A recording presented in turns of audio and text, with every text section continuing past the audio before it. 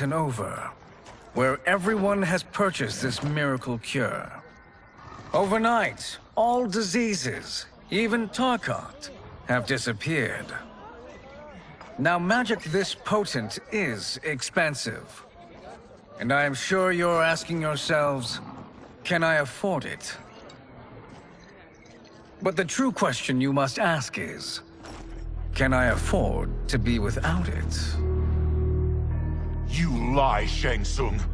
Your cures are useless. The crowd parts for a bald man as he strides to Shang Tsung, fists hanging at his sides. I'm sorry. You are? Someone fool enough to have believed you. My daughter was dying when you came to my farm. You promised a miracle, and I gave you all I had. But only days later, she was dead. That is impossible. My magic could not have failed her. There was no magic! I took your elixir to an Imperial mage, and you know what she said? The bald man snatches a potion from him and throws it down. It's nothing! Just Bourjang tea! The mage is mistaken, kind sir.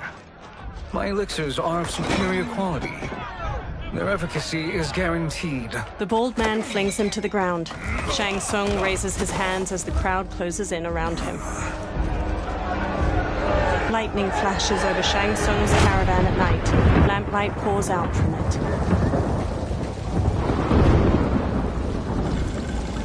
Shang Tsung emerges from a door in his caravan, a small case in one hand. He slowly takes a seat on the small wooden stairway leading from his caravan door. He opens the case, revealing a mirror inside. He squeezes his eyes shut, then reaches for his head. His long grey beard drops to the muddy ground. Shang Tsung regards his reflection, now younger, beardless, and with shorter hair. It is an excellent ruse, your disguise. A woman stands nearby. Backwater folk are far more likely to trust a kindly old man. Here on behalf of a dissatisfied customer. If it's revenge you want, have at it. If it's restitution, there's nothing left. What I want, Shang Tsung, is to elevate you, to make you the great sorcerer that now you can only pretend to be. A generous offer. Why me? You are uniquely resilient. Who else could eke out a living traveling Outworld's hinterlands, selling quack cures and fake magic? A living? It is barely survival. And you were meant for more. To live among kings, not peasants. But since before you were born, you have been conspired against by those who fear how formidable you could become. How do you know this? Who are you? I am your deliverer, Shang Tsung. Join me, and I will put the realms at your feet. Water streams down Shang Tsung's face as he meets the woman's glowing blue eyes. He smiles toothfully. A title appears, Mortal Kombat 1. Three men wearing sun hats plow a farm by various cottages. Power line towers hang crookedly near them. An ornate building sits on a mountain peak looming behind. This is a good harvest, Kung Lao. Yes. It is a blessing, Raiden. You would rather we starve? No, of course not. But we've worked these fields since we were kids. In 40 years, we'll still be here. Stooped and feeble like Old Man Wei. An old man glares at them and spits. Kung Lao waves. As long as I've known you, you've dreamed of leaving Fengjian. Why can't you be happy here? Our ancestors fought in great wars. They died with honor and glory. Stories of our great adventures will be passed down for generations. It may not be glorious, But what we do helps the village thrive. I know. But is it so wrong to want some excitement? If that's what you want, may I suggest a bet? Dinner at Madame Beau's tonight. Last to fill their cart pays. You work faster than me? Ha!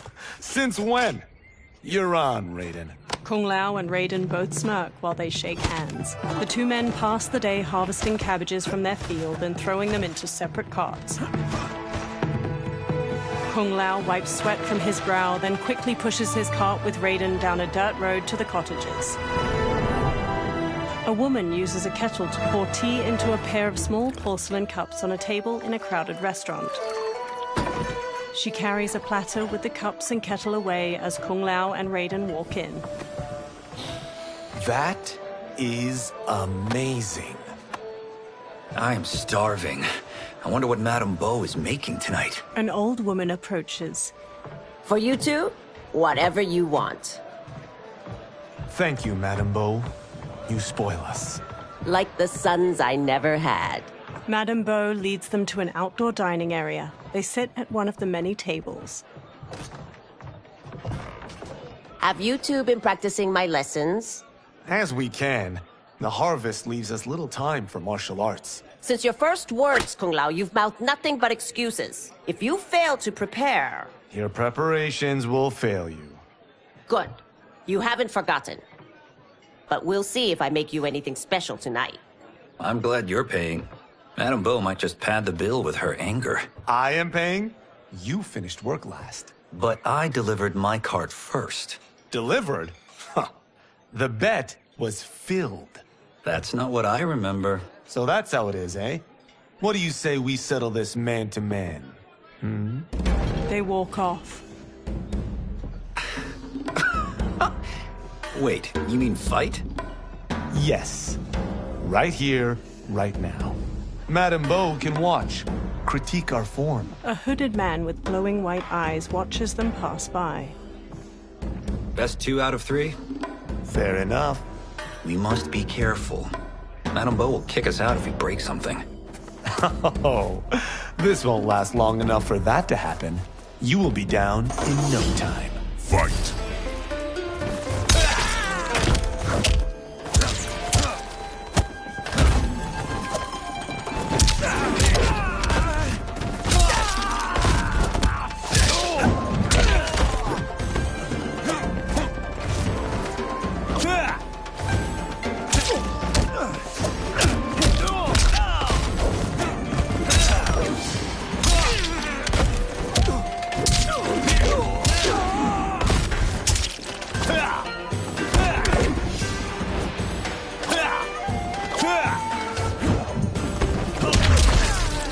Must we go another round? We both know how this ends. Fight!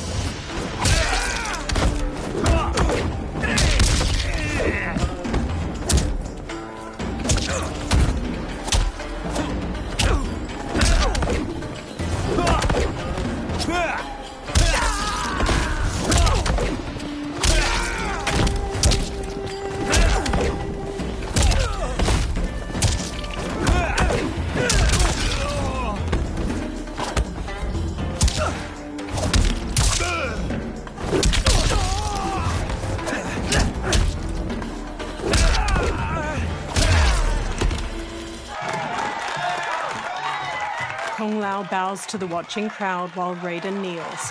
Kung Lao helps him up. You haven't beaten me yet. The day's coming, Kung Lao.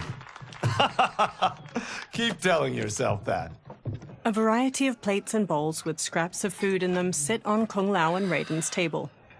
You were hungry. Oh. Everything was delicious, Madame Beau. Thank you, Raiden. You boys are always a pleasure to cook for. Raiden hands her cash, but his face drops as she beckons for more. A breeze wafts a bill from his hand toward a man in a dark garb and gas mask.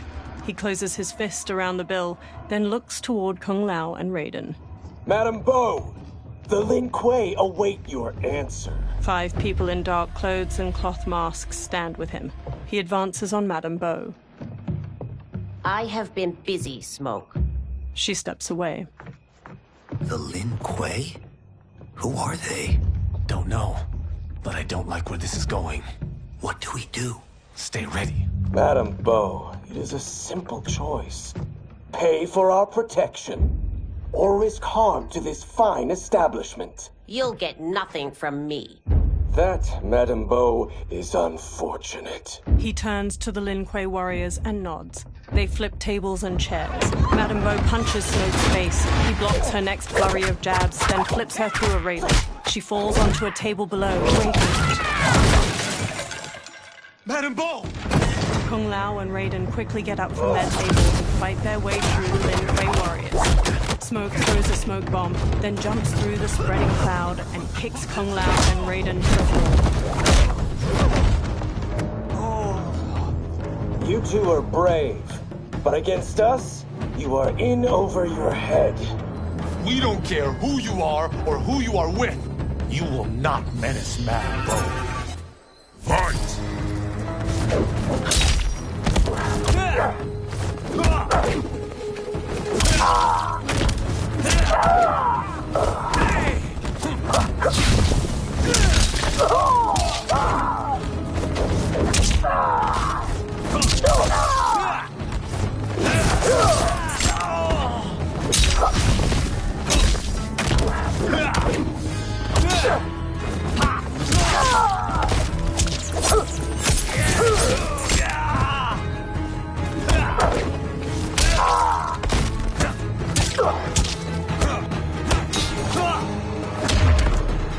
You picked the wrong person to extort, ruffian.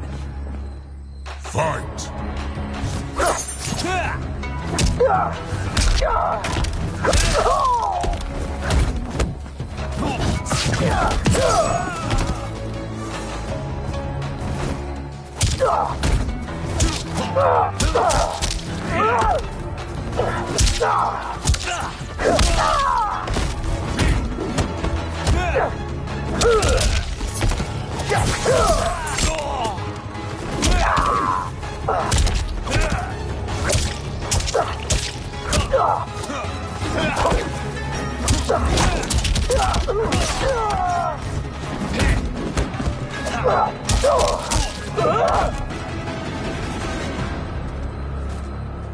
Now who's in over his head? Raiden punches a Lin Kuei, who stumbles back. Kung Lao grabs him, then drops him. This was you? Honestly, I'm surprised too. Come on, let's help Madam Bo. A figure in blue, Sub-Zero, watches from a rooftop. He throws a bolt of ice at their feet. A man in yellow, Scorpion, paces over while spinning a kunai-tipped rope dart. His upper arms are bare, showing a scorpion tattoo. Sub-Zero shoots another ice bolt. It strikes the railing behind them. How does he do that? I have no idea. You interfere with Lin Kuei business. Leave, or face our wrath. Abandon Madam Bo? Not happening. Sub-Zero leaps onto Raiden and tackles him down a stairway. Then the rope dart wraps around Kung Lao's leg. Scorpion pulls at him with it. He yanks Kung Lao to the floor and drags him closer. Kung Lao rolls to his feet, then jumps and spin kicks Scorpion's head. Want more? I have plenty. You should have fled when you could. Prepare to regret ever crossing the Lin Kuei. Fight!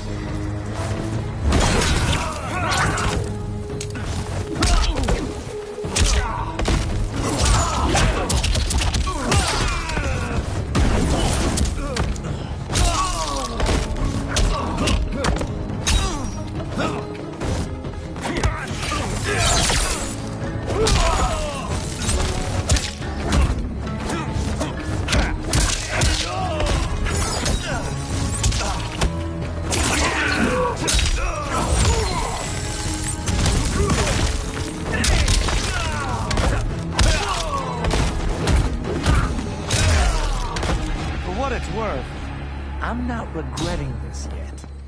Fight!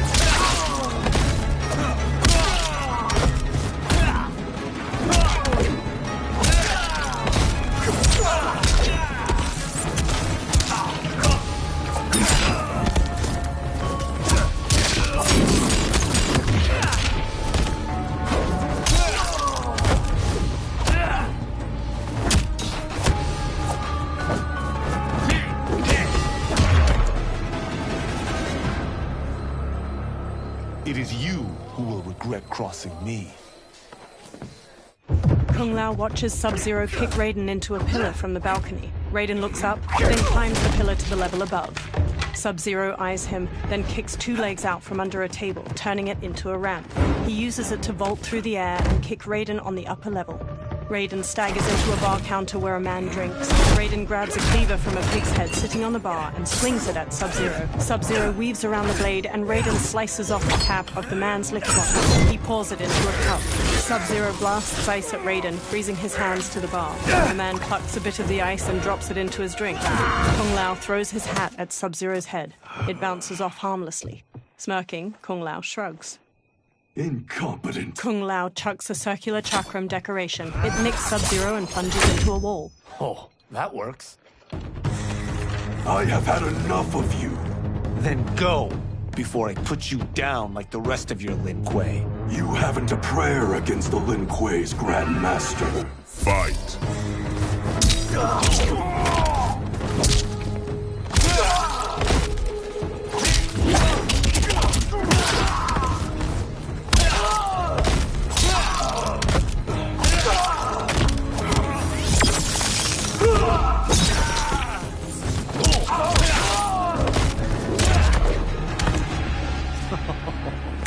Sorry, but I have to ask. Can Fight. any of you Lin Kuei fight?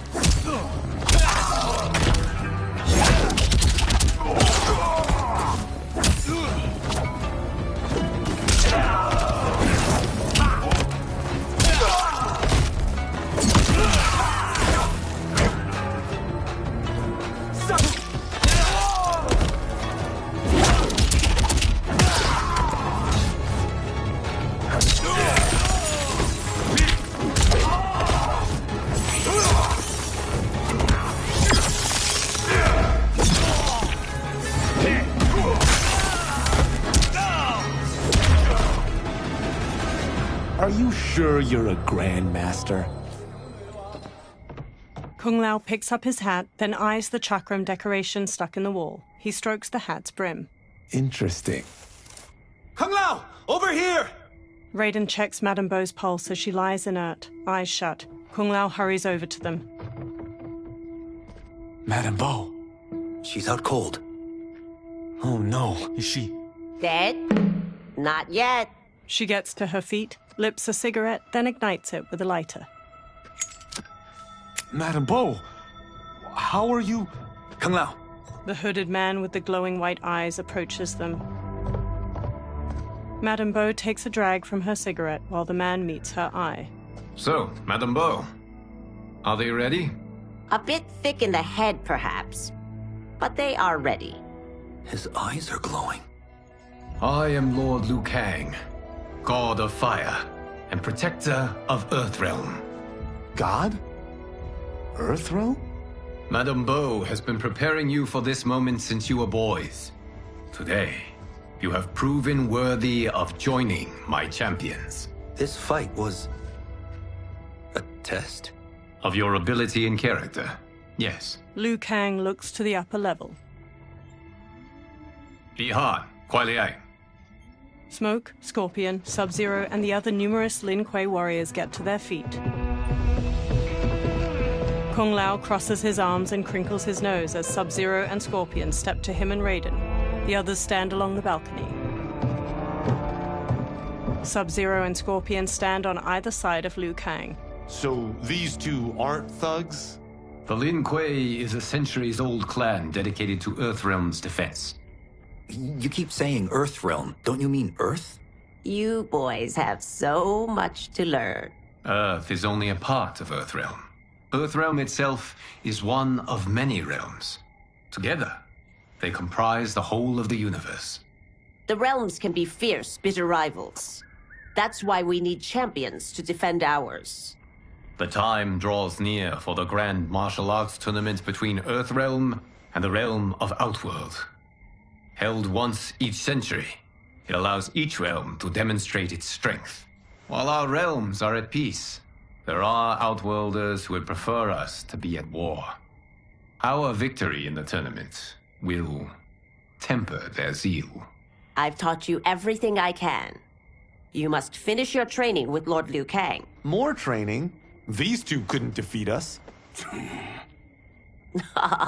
What?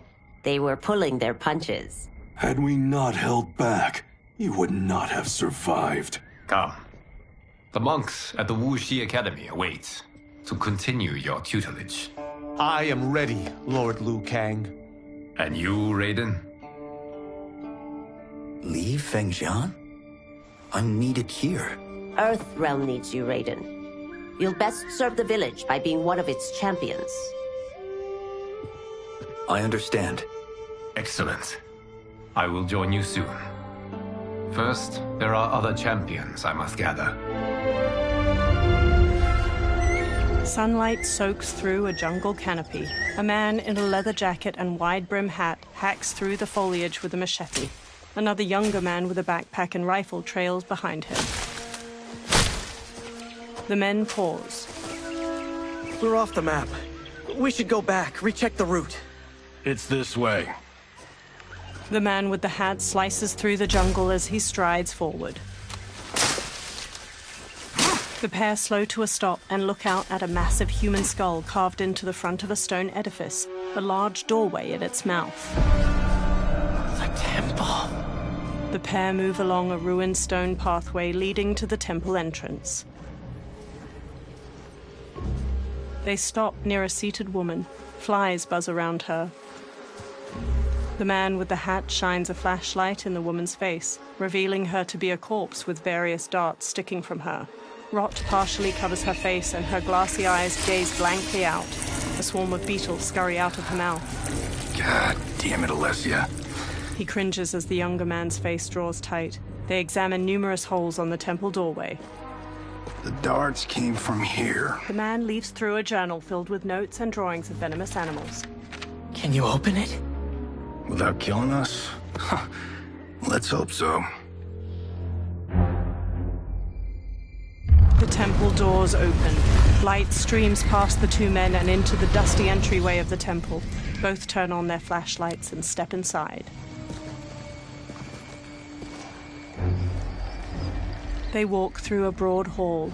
Thick pillars with human figures carved into them line its walls. They turn a corner. Sunlight floods through ruined parts of the wall to their left, and small weeds rise from cracks in the stone floor. Turn them off. They turn off their flashlights. And we're definitely getting warmer. The pair moves down an aisle hedged in by low walls. Lines of fire flicker along the top of each wall. How are these still burning? Oil bubbles up from the ground. The chamber channels it somehow. They move to a doorway blanketed with ivy at the end of the aisle and pause. The two men hop down a short ledge and continue forward. The man with the hat leads the younger man down a path winding through various tall rock formations. They enter a vast chamber. Metal hooks hang from the ceiling over flames flickering in a central circular dais where the rotting body of a man sits on a throne made of intricately carved stone. He holds an ornate metal shield in one hand and a mace in the other. Karavala! And his shield! What? Silver liquid shimmers around large stones in the floor beyond. So? There's metal in the floor. That's not just any metal. It's liquid mercury. Shit, that stuff's toxic. Fatal. Only step where I step. The man with the hat carefully picks his way across the path of stones, the younger man close behind. The younger man steps onto a different stone and starts to fall. The man with the hat grabs his shoulder. Huh? What did I say? The man with the hat steps back on another stone. It sinks a little. The two men sprint across the stones as liquid mercury floods out of channels and ruined pillars surrounding the dais. The man with the hat reaches the other side. The younger man stumbles, then leaps to solid ground. I'm sorry. Not now. He examines the reflection of a pillar in the liquid mercury surrounding the dais. He eyes the pillar itself. Get out the explosives. That's our bridge? Do this right, it'll fall across. The younger man sets explosives at the base of the pillar. A gnarled hand shoots wakes up from the liquid mercury. Two armored women with tattered bat wings rise up. Kalima? Is it real? The Kalimar fly toward them. Keep working. I'll take care of the she-beasts. You disturb Kataravalla's slumber. For your sin, you die! Fight!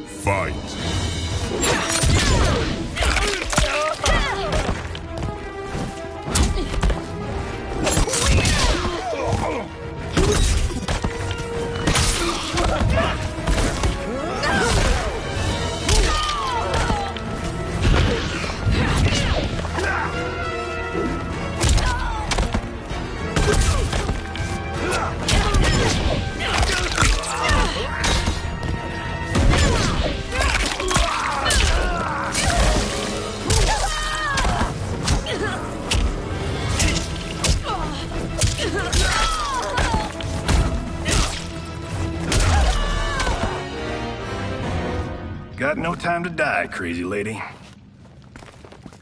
The man with the hat rushes over. You okay? Yes, we ready? The younger man nods and detonates a bomb that blows up a pillar. The pillar falls and they fist bump. Physics for the win. Let's go. They walk across the fallen pillar above the pool of mercury and explore deeper into the overgrown tomb. They stop by the corpse of Kataravala. The man with the hat brushes his hand across its shield. The younger man exclaims, "This'll be worth millions." It belongs in a museum. He grabs the shield. The younger man leans in, and Kataravala's face turns. He staggers back and falls into the mercury. He struggles, but the liquid overtakes him. Adam! Kataravala swings a spiked mace. The man dodges and jumps onto the pillar. It strikes the shield and throws him onto the ground. He quickly sits up as it pounces. It chucks away its broken mace. It stalks over. You will not have it. He rises. You don't need it. You're dead. Speaking of which, you just killed my best friend. And I'm not one to forgive and forget. Fight!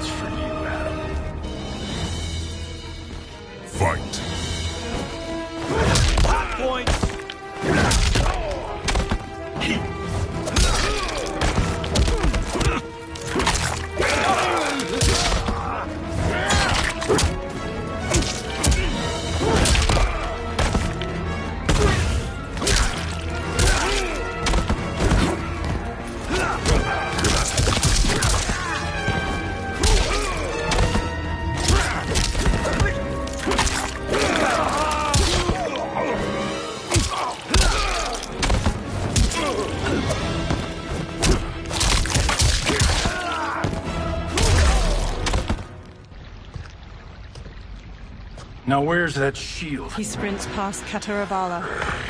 I am not yet defeated. Yes, you are. He spins, chucks the shield, and cuts its head off clean. The shield slams against the wall and bounces back into his hand. Time to go home. Cut! Printed! I knew it! Woo! I felt that one. You felt it too, right? Crew member. Temple of Kataravala, take 39, tail slap. Director. That's a wrap. In a studio, crew cheer. The director takes off a headset and hands it to a woman. The hatted man shakes his hand. Steven, this was fantastic. Thank you. Oh, just like the old days. And these props. Jimbo killed it. Steven takes the shield. You did too, Johnny. Hey, about my pitch. You know, the karate zombie thing? I'm thinking 4 films. Maybe a streaming series? Johnny, I don't have... You're right. Not here. I'll swing by your office after I change. I can't. Have to meet with the editors. Walking away. Martian will call you. Johnny pumps a fist in the air. Great! Have your assistant call me. A blonde woman. That was great, hon. Wasn't it, though? We need to celebrate. I'm thinking private party. Johnny, we need to talk. She walks off, and Johnny hangs his head. Later, in a luxury mansion in the hills. You're not the martial arts megastar you once were, honey. You're lucky Steven owed you a favor. I'm telling you, Chris. We're fine. Can you join me in the fact-based universe just once? We're broke. We have to cut back. Cut back? On what? Step 1 is selling this place. I need a refill. Johnny, we can't keep this up. You spent $10,000 on that sculpture, $30,000 on that drone, and this damn sword. $3 million? Hey, Sento is history. That sword comes from... That's not the point, Johnny! Chris, honey, the parts, the money, they're coming. Steven's movie is just the beginning. That's why I can't cut back. To be a success, I have to project it. If I don't, Johnny Cage is done. She frowns. Johnny rests his hands on her shoulders. She pushes one hand aside. I didn't marry Johnny Cage. I married John Carlton. I'd give anything to have him back. She leaves. Chris. Come on, Chris, where are you going? Johnny puts his hands on his head. Fuck! He grabs his drink and downs it, then walks back to pour himself another. How you like that, Mr. A-list? A black-haired man strides in. Thank God. Oh, Chris, honey, Johnny turns and sees the stranger, who wears a sleek black suit and brandishes a long sword. Where's my wife? What did you... Your wife left. She's fine. You will be too, if you cooperate. What do you want? Sento. It hangs above a fireplace. You some kind of hired gun? Or do you know Sento's history? I know it. It's my family blade. They circle each other. No. No way you're Tyra clan. They've been dead for centuries. Not dead. Hiding. With Sento in my hands, I'll lead us out of the shadows. That's a great plan, stranger. Except for one thing. Sento's mine. And I won't give it up without a fight. Fight.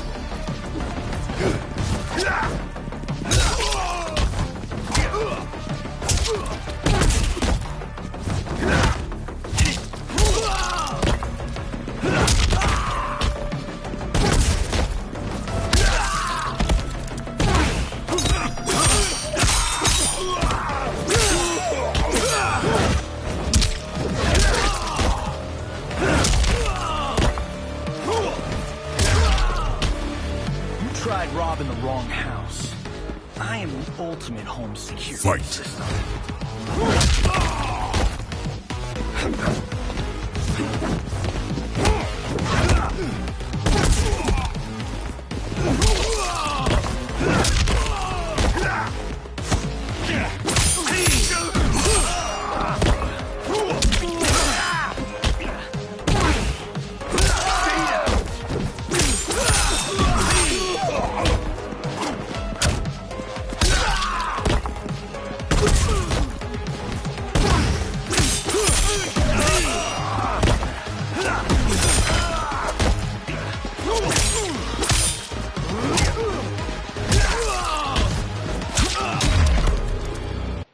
My house, my rules. Later at night, the defeated swordsman is tied to a chair. He rouses from unconsciousness, and Johnny sits across from him. So, you have a name or what? Kenshi Takahashi. I knew you weren't Taira Clan. You know nothing, Cage. 400 years ago, the Taira Clan were one of Japan's first families. They lost Sento after getting slaughtered at the siege of Aomori. There were survivors. They hid themselves by shedding the name Taira for Takahashi. They joined the Bakuto for its protection. The Yakuza's predecessors. From first family to crime family. I will break us free of the Yakuza's corruption. Reclaim our name and our position. But my clan won't follow me unless I prove that I can lead. That's why I need Sento. And that's Malibu's finest. He walks toward the door. It's a great story. Bullshit. But great. You should seriously consider becoming a screenwriter. Liu Kang, Scorpion, and Sub-Zero wait outside. What in the actual fuck? Good evening, Johnny Cage. I am Liu Kang, protector of Earthrealm. May we enter? Nothing's being shot here tonight. You sure you're in the right place? Yes. We come on a matter of grave importance. We must speak to you and your guest. What? Johnny narrows his eyes. How do you know about him? Because I am the god of fire. Chris, you vixen. Nicely done. Sure. I come right in. Glowing eyes are a nice touch. They approach Kenshi, who remains tied up beside an indoor pool. Kenshi Takahashi. A tragic figure with a noble cause.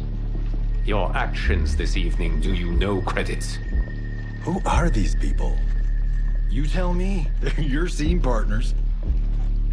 I also know of your struggles, Johnny Cage. I am here to offer you both a path forward. Dun, dun, dun. Oh, come on, guys, let's call this. Chris was a doll to set this up, but as pranks go, this one's a bit obvious. This is no prank. Bihan, Kuai Liang, if you please. The blue-robed Sub-Zero starts to untie Kenshi. All right. I'll play my part in this martial arts LARP. The missus ought to get what you paid for. Okay. Hey, you... Hey, you! Get your damn hands off him. I said, get your hands off! Johnny grabs him, but Sub-Zero kicks him across the room. Johnny slides into a table with a $10,000 sculpture on top, teeters and falls. Scorpion. Was that necessary, brother? To put him in his place. That was a Hichuli. One of a kind. He stands. All right, I don't care if this is a damn prank. You crossed the line. Fight.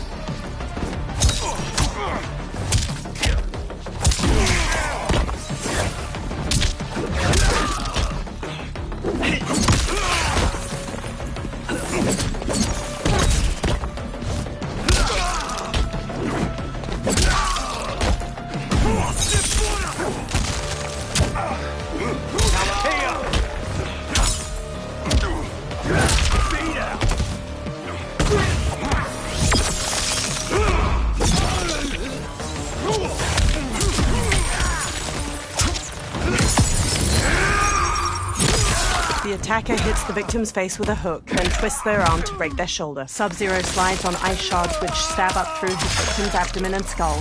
He then chops down with an ice war hammer.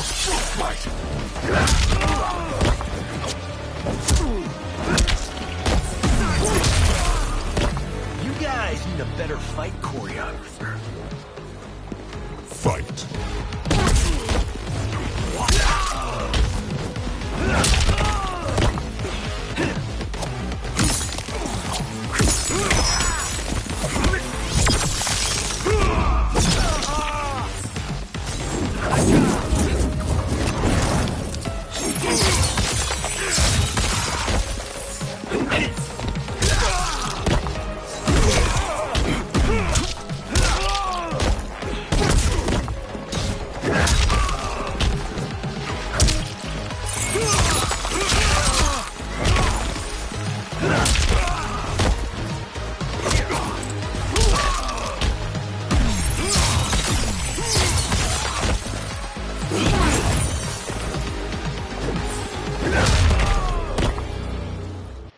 And scene. I hope you're insured, because you're paying for my Julie. Imbecile! You have no idea with whom you're dealing. Liu Kang bursts into flames. The flames dissipate. That's no special effect. Indeed, Johnny Cage. Johnny shifts his footing and glares. Kuai Liang. Scorpion bows. Okay, let's go back to one here. Who are you again? Lord Liu Kang, protector of Earthrealm, god of fire. Well, that last one tracks. But what's an Earthrealm? All will be explained, Johnny Cage. For now, what is important is that you both have been chosen to join its champions. Why him? Or me, for that matter. Because I have faith that you will rise to the challenge. And because your service will change the arcs of your lives. Johnny eyes Kenshi. Later, men spar in a sunlit courtyard.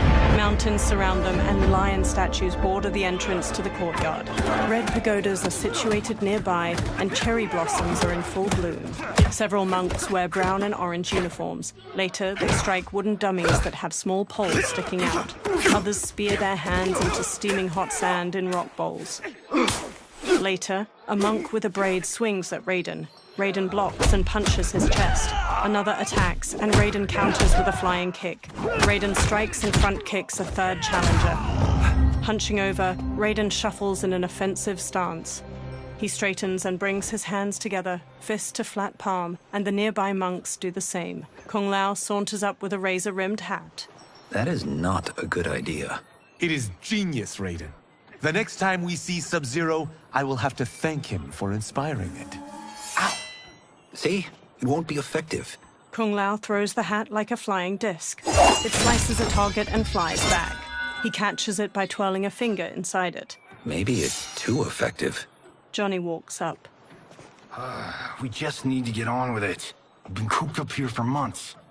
I can't base a cinematic universe on Outworld's monsters and magic if I don't ever see them. Kenshi joins. That's why you're here? Liu Kang said this gig would change the arc of my life. That's how it gets done. My ex will rue the day she gave up on me. So selfless. Oh, please, Tattoo. You're just here to get your sword back. We all have our reasons for being here. Some better than others. But we are not here to fight among ourselves. We are here to fight for Earthrealm. It's about damn time. Liu Kang steps out. And today, one of you will be chosen to fight for it at the tournament. Only one of us, Lord Liu Kang? Isn't Outworld fielding several champions? The tournament's rules give the host realm that advantage. And it is Outworld's turn as host. You know, I don't know why I've never asked this, but, what's our record at this tournament? Earthrealm and Outworld have long been evenly matched. But Outworld is gaining strength. Should it win, its more militant factions will be emboldened. I thought you admired Outworld. It is a place of great knowledge, wealth, and beauty. But our realms do not share goals and beliefs. We coexist peacefully, because Outworld respects our strength. Should we show weakness, our rival will become our enemy. I will not lose, Lord Liu Kang. First, you must win the right to represent us. Whichever one of you outlasts the others will be chosen. He sits on a chair in the middle of the courtyard, and every man except the four kneel. Raiden, step forward. Raiden bows. Good call. Cole the weak first. You shall face him, Johnny Cage. Ready for your close-up? All right, let's do this. But remember, farm boy, I'm a global martial arts icon. I don't think you can handle this much boom. Liu Kang rolls his eyes. I am ready, Johnny Cage. My mind and spirit fight as one. Fight.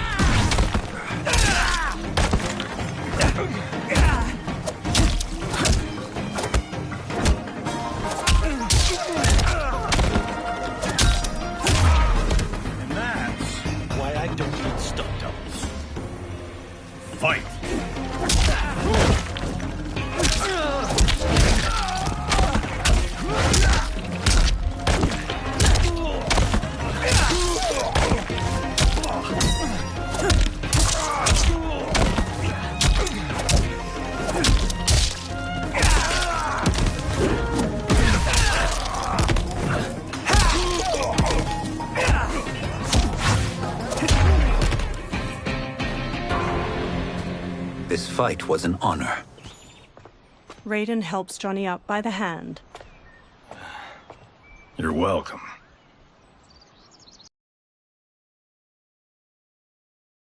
Kenshi steps toward Raiden, his sword in hand. He shoots a hard look at Johnny as they walk past each other. You have skills, Raiden, but you're inexperienced. Whatever experience I lack, I make up for in heart. It's nerve, not heart, that wins fights. I should know. I've been in hundreds of them. Fight!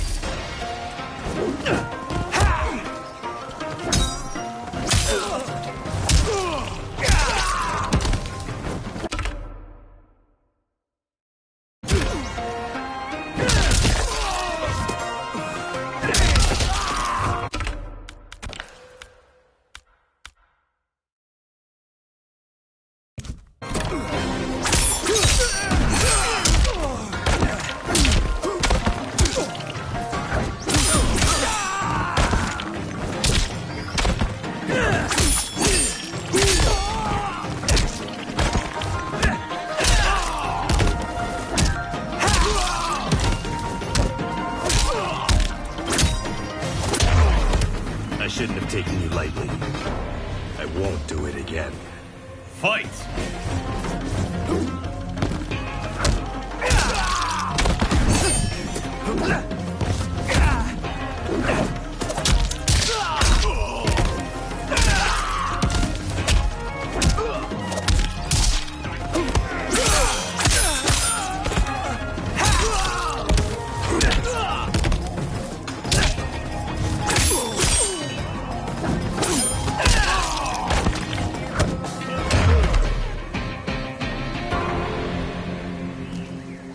Do you still question my nerve? I do not.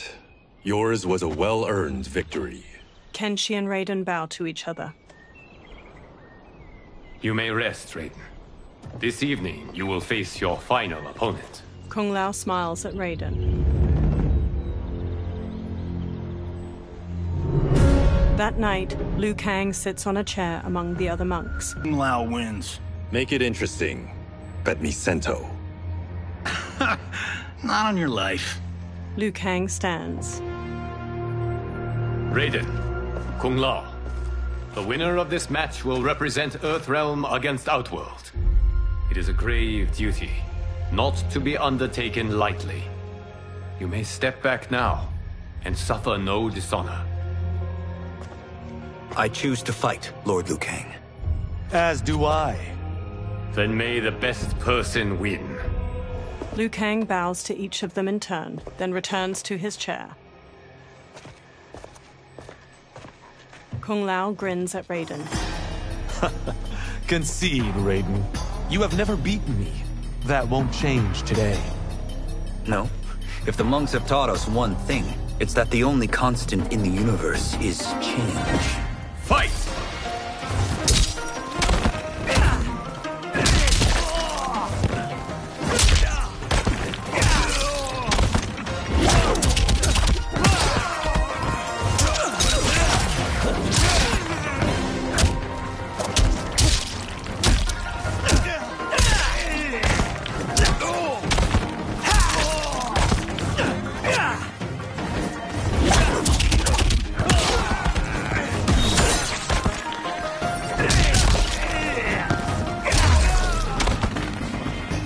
That was pure luck.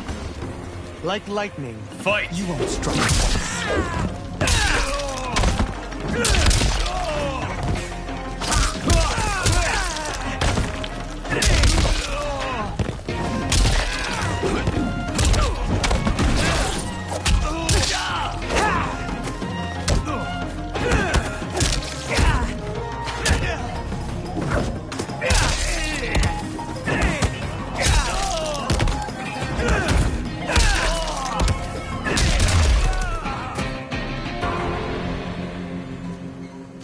There is a first time for everything, Kung Lao.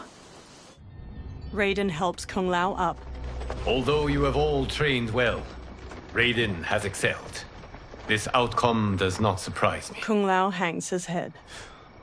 How could I have... He gathers himself. Congratulations, Raiden. For the tournament, you will need this. Raiden takes a small metallic amulet with a dragon symbol glowing on its surface from Liu Kang. Electricity crackles from it onto his palm. Forged by the Elder Gods, it gives the wearer power over lightning and thunder. Go ahead, try it. Kung Lao and Liu Kang watch as Raiden slowly turns around, staring at the amulet. Electricity surges from it into his fingertips. Johnny records video with his phone as Raiden channels a bolt of lightning at a large statue. Holy Ark of the Covenant. Raiden stops. It is incredible. But is it necessary? In addition to possessing great might, the Outworlders you will face also wield great magic. The amulet levels the playing field. You must be careful, Raiden. You could get hurt. Even killed. No tournament participant has ever been grievously injured or killed. I would never send my champions unwittingly into mortal combat. We leave in 7 days for Outworld's capital, Sundou. The tournament will be held at the palace of Empress Sindel. Raiden, Kung Lao, Johnny, Kenshi, and the monks follow Liu Kang into a temple with numerous dragon statues coiling near its entrance. Liu Kang waves his hands around in a flowing motion, then a portal opens. Outworld can be both alien and intoxicating to Earthrealmers. Do not become drawn in. You must focus on the task at hand. Johnny records the portal, a swirling vortex of fiery light as it washes everything in orange. He turns the camera to Kenshi while they all step toward the portal. Kenshi smacks his hand away. One by one, the fighters step through the portal. Blue, white, and purple light flows out of a tall stone gate like mist. Liu Kang and the others emerge from it and enter a courtyard filled with lush greenery and flowers. Johnny smirks as he records their surroundings. Toto, I have a feeling we're not Kansas anymore. 2 women approach them from a row of others wielding spears. Oh my. Are those? Empress Sindel's daughters, yes. He casts Johnny a look. They do not disappoint. We are Earthrealm's ambassadors, Johnny. We'll show them respect, not unwanted attention. Johnny gives Raiden an exaggerated wink as they walk past a guard. The Earthrealmers bow to the 2 elegant princesses. One, dressed in a deep magenta, inclines her head. Lord Liu Kang, welcome. Thank you, Princess Melina. You remember my sister? Of course. Princess Kitana. May I introduce Johnny Cage, Kung Lao, Kenshi Takahashi, and Earthrealm's champion, Raiden. Raiden bows his head. I hope you're prepared, Raiden. Our champions are determined to win. None more so than me. It's been too long since we've known victory. Princess Melina, we should be on our way. Empress Sindel awaits. Thank you, Tanya. Follow me, please. Melina, Kitana, and the guard Tanya lead the fighters down a tiled pathway lined with numerous armored women holding spears and shields. Grinning, a large four-armed humanoid plays a drum while leading two luxurious carriages, each pulled by teams of horses. Groups of spear women march alongside them as they gradually travel down a broad path hedged in by buildings made of bamboo and wood. Dozens of people in colorful clothes and costumes stand on either side of the pathway and watch or dance. The royal daughters and the Earthrealmers watch the people go by from the carriages. Those are Centaurians. And Shokan. The six-armed beings are not Nodens. The monks described them, but seeing them in person? I see that Her Majesty once again spares no expense on the festival. Should she not? It commemorates my late father. I admire, Princess. I do not judge. As did all of Outworld, I valued greatly Jared's fellowship. Melina looks over her shoulder at a woman with a ponytail observing a group of people walking away, hands bound behind their backs. Melina scowls, then pounds on the carriage. The carriage grinds to a halt and Melina steps out. She stomps to the woman with the ponytail. First Constable, our route was to be clear. This couldn't wait? Should I allow Tarkatans to infect the city, Your Highness? Those arrested were harboring some here, rather than report them for quarantine. The Earthrealmers cannot be privy to our secrets, Li Mei. As Sundo's first constable, you must show better judgment. Perhaps that's too much to expect. Melina looks Li Mei up and down before walking off. Princess Melina doesn't seem to like her very much. Li Mei used to lead the Umgadi, the palace guard. It was on her watch that the princess's father was murdered. Decorative waterfalls pour around the front of a vast, ornate palace. The Earthrealmers stand inside a throne room crowded with Outworlders. Worry expends energy for no purpose, Raiden. But the tournament, if I lose... Focus on your actions, not the outcome. It is all you can control. A large, armored humanoid with two twisting horns approaches. He shoulders his way past onlookers. Red alert. Incoming stock villain. General Shao. Do not let him goad you. General Shao stops before the warriors.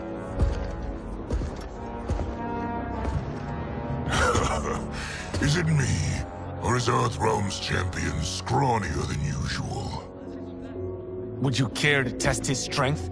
Raiden will prove himself soon enough. Have you still not told most Earthrealmers that Outworld exists? It is safer that way, General. I suppose so. Your people's frail minds couldn't handle the truth. You presume them frail, General. Should you, given how frequently they win this tournament? We will destroy your champion, Liu Kang. He will taste no victory. He stomps off. A silver-haired woman in rich purple and silver armor approaches the warriors with Melina and Kitana on her right and left.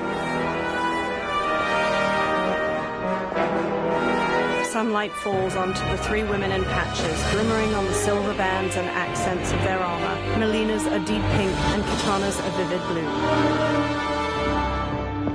The silver-haired woman sits on a purple and silver throne resting on a dais. Kitana and Melina take lavish chairs on her right and left. Welcome, members of the Royal House.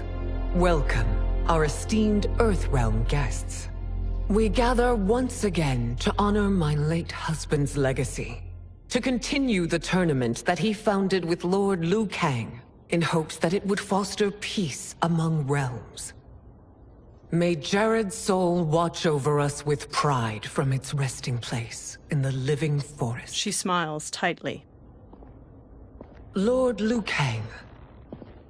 Empress Sindel, it pleases me to once again be your guest. Here, you are always welcome. Now, let us meet your champion. Earthrealm's champion is Raiden, Your Majesty. He has earned his place by embodying the very best qualities of Earthrealm's people. You seem nervous, young man. I'm a stranger in an unfamiliar land, here to compete against its greatest fighters. Yes, I am nervous. As you should be. You have a difficult path ahead. Sindel gets to her feet and holds her arms out. It has begun. As tradition requires, Outworld's initial competitor will be Sun Do's first constable, Li Mei. May she defend our realm's glory, as well as she preserves our capital's order. Li Mei steps to the dais. Your Majesty, I will honor both the Royal House and all of Outworld with my combat. If so, you will vastly exceed my expectations. Remember, were it not for Jared's tradition, you would not be here. Li Mei's face falls as the Empress shoots her a sharp look. Liu Kang places a hand on Raiden's shoulder. All you need do is your best. The rest will take care of itself. Yes, Lord Liu Kang. Shall we see what you can do? Hopefully, this will be the first of many victories. I will prevail, Earthrealmer. This fight is more important to me than you can ever know. Fight!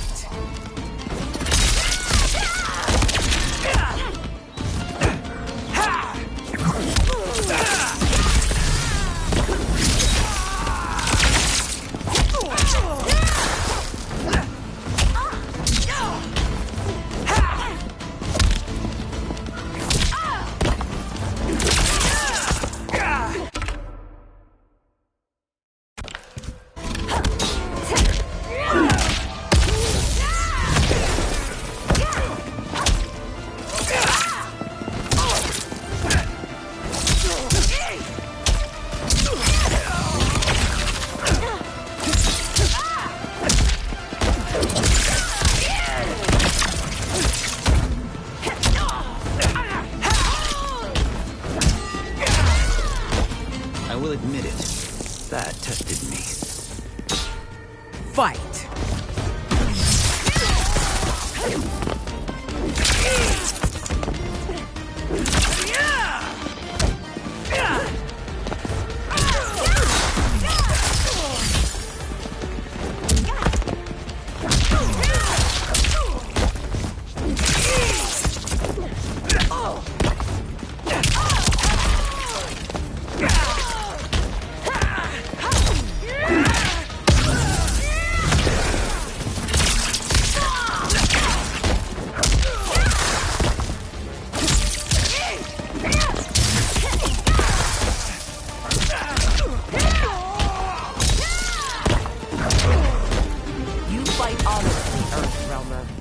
But not nearly well enough. Fight!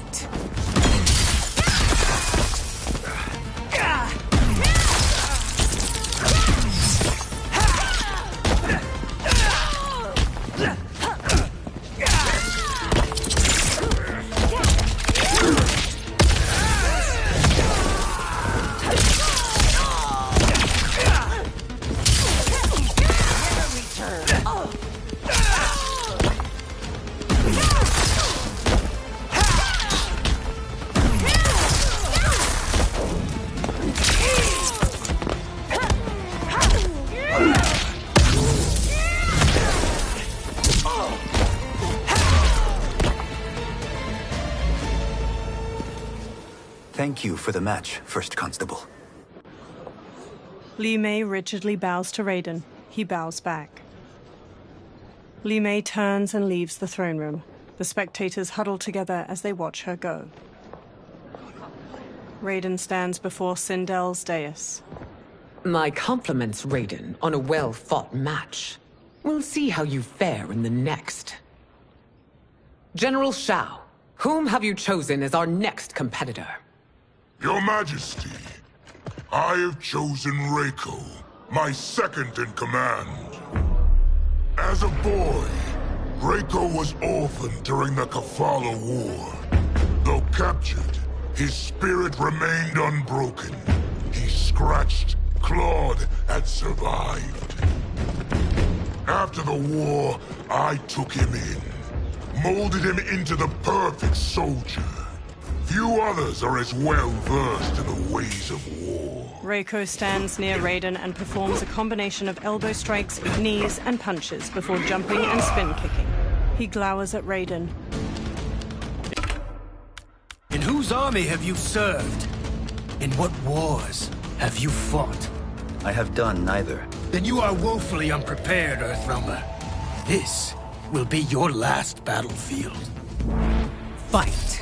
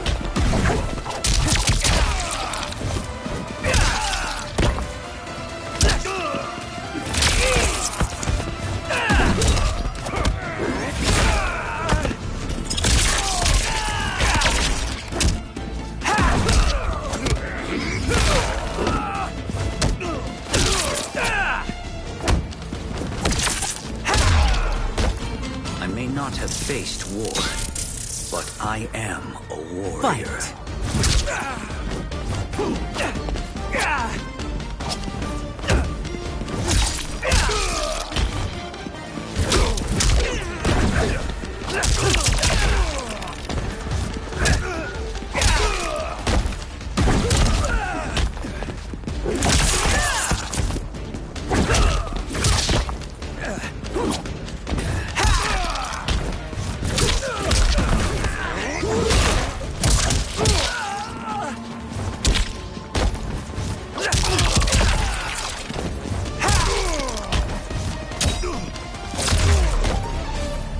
Raiden lowers his hands. Felled by a simple farmer. General Shao curls his lip and walks off as Raiden turns to Sindel. I am ready for my next opponent, Your Majesty. Whom shall I face? Patience, young man. She stands. We are adjourned until first light. I hope to see you all at this evening's banquet. The Empress smiles softly. That evening, Kung Lao wolfs down food beside Kenshi.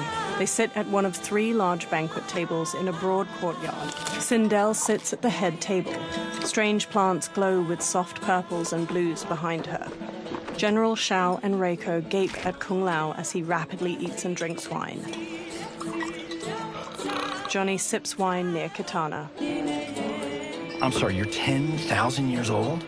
Oh, talk about aging gracefully. Kitana reaches for wine. What do you see in him? He is a hero, Raiden. Though he may not yet know it. Do you recognize everyone here? Most, yes. From your descriptions. Except for him. That is Rain, the High Mage of Outworld. Not his given name, but one earned due to his mastery of water magic. Rain smiles at them from his seat at a table. Tanya steps to Melina as she clutches her stomach. Are you unwell, Princess? I am fine, Tanya. Melina winces. I know I'm to fight Melina, but will I also face Tanya? By tradition, you should not. If you did, you would be tested. Why? Umgadi, like Tanya, are warrior priestesses, selected from the firstborn daughters of Outworld. From infancy, they are trained to defend the royal family. Outworld must see much conflict if the Empress needs such protection. Its past has been difficult. Though the last 1,000 years of Empress Sindel's reign have been a true golden age, the memories of that strife still linger. Liu Kang gives Raiden a soft smile. Sindel stands and lifts a glass of wine. My husband Jared believed that the future of our realms lay together. Let us move forward in open dialogue, letting no secrets tear our bonds asunder. Everyone stands with a wine glass raised. Your Majesty, it's an honor to be here and to meet your people. I can already see there's more that joins us than divides us. Our peoples could not be more different, champion. Excuse me? You heard me. Earthrealmers are devoid of all... That's enough, General. She gives him a firm look. My apologies, Your Majesty. Perhaps I've enjoyed too much of this excellent wine. With your permission... You may go. General Shao woodenly turns and throws his glass. He marches off with Reiko in tow. Later, Sindel glares at Shao in her chambers. It is bad enough we may lose to the Earthrealmers, but then you go and drunkenly insult them? You needlessly stain my honor and your family's proud military tradition. May I speak freely, Your Majesty? Again with this? If you must. We must act on the Sorcerer's prophecy.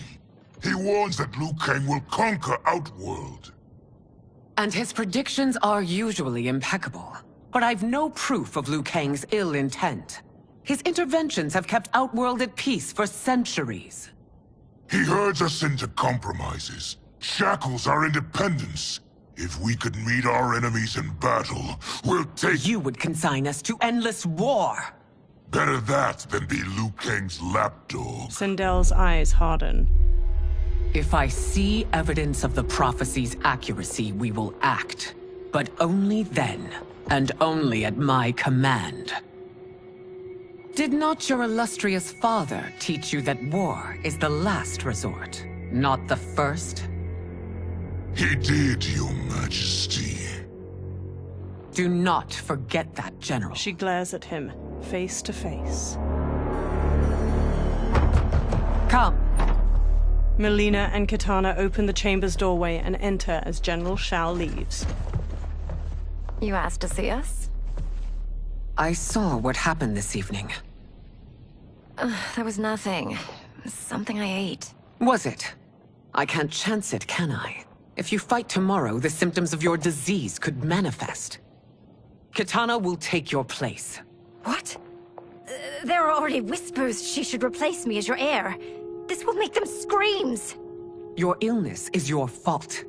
Why you left the palace that night unattended is still beyond me. I just needed time alone, away from all this. I never thought that... That's your problem, Mileena. You never think. A mother is only trying to protect you, sister. If your disease becomes known, you will be banished to the wastes. For you to hold the throne, we must keep your secret. Mileena pulls her arm away from Kitana's hand and strides out of the room. The next day, Sindel sits in a lavish chair in the courtyard. Raiden stands before her. You continue to surprise Raiden. Among others, you have defeated Kotal, Motaro, and Shiva. Only 2 fights remain. Are you ready, Earthrealmer? I am, Your Majesty. Then next, you face my daughter, Kitana. Kitana strides to them. Liu Kang steps between her and Raiden. Your Majesty, this is unprecedented. Raiden's next opponent should be your heir. Mileena is unavailable. She's away on pressing Imperial business. But I have not prepared him to battle Kitana. He's already demonstrated great skill. Can he not improvise? Do not worry. I can do this. Very well.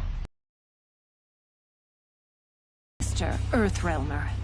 I suffer under no such delusion, Your Highness. I will win this fight. For her, my Empress, and all of Outworld. Fight!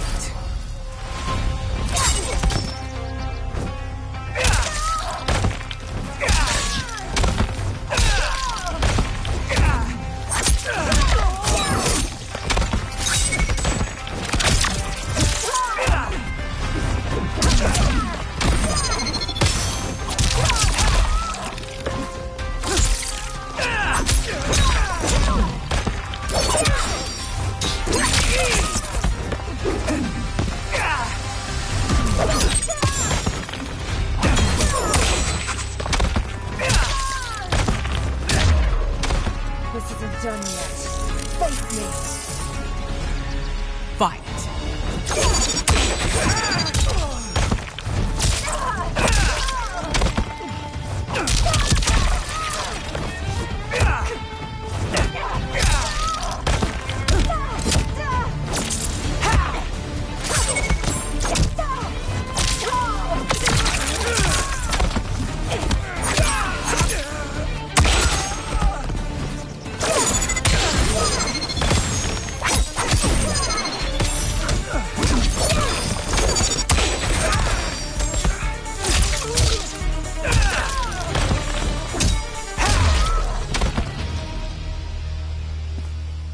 You fight well, Princess. Kitana stands. As do you, Earthrealmer. Surprisingly so. I hope we meet again. Under different circumstances. He beams at her. It's time for the final match. It's a testament to your abilities that you've made it thus far. But now you must face General Shao. General Shao approaches. Victor of the Tavarian War. Conqueror of the Quatan Plains. Defender of the Navala Coast. As has his family for generations, General Shao defends us with zeal and tenacity. All of Outworld is grateful for his service. That's a notable list of accomplishments, General. It is a mere fraction of them. A full recitation would take days. Fight!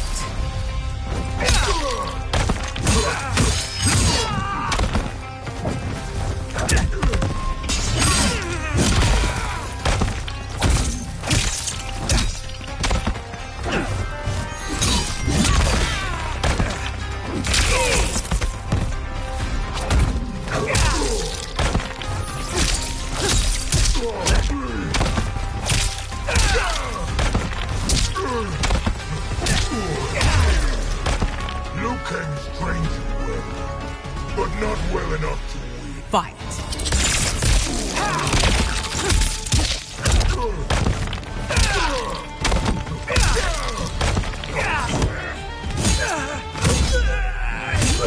I'll taste it.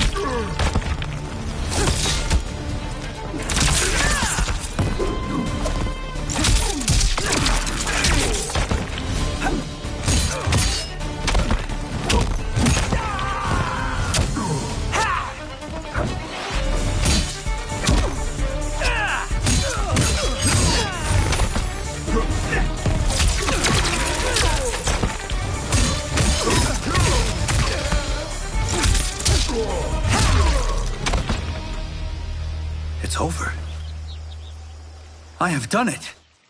Sindel stands. Congratulations, Raiden. Earthrealm wins. Head held high, Sindel leads Kitana away from the courtyard. Raiden steps to General Shao as he tries to get up.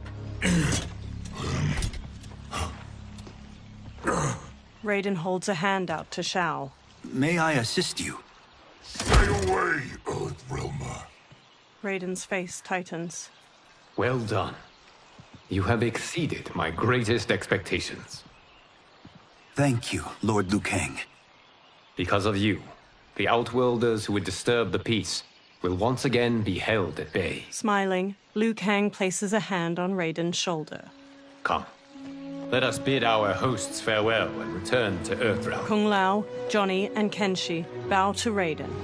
All right, yeah. That was great. Very impressive. That night, Liu Kang sits in an ornate room before a fire in a brazier, his eyes shut. He opens his eyes. Sand whirls on the other side of the room. It resolves into a dark-skinned man with glowing eyes and a bald head. Geras, my old friend. It's been eons. It's good to see you. Likewise, Lord Liu Kang. I have watched you with the Hourglass. You are relishing your role as Earthrealm's protector. It suits me far better than being Keeper of Time ever did. I never wanted to replace Kronika. Being history's architect drove her mad. I had no wish to share her fate. Which is why I am forever grateful that you volunteered to safeguard the Hourglass. Despite my having relinquished its power, the new era has unfolded as it should. Geras takes a Jaguar figurine from a shelf. You created me in your own image. Duty is my highest calling. While I am glad you are here, you are not one for social calls. Is there trouble with the Hourglass? With something it has shown me. What, Geras?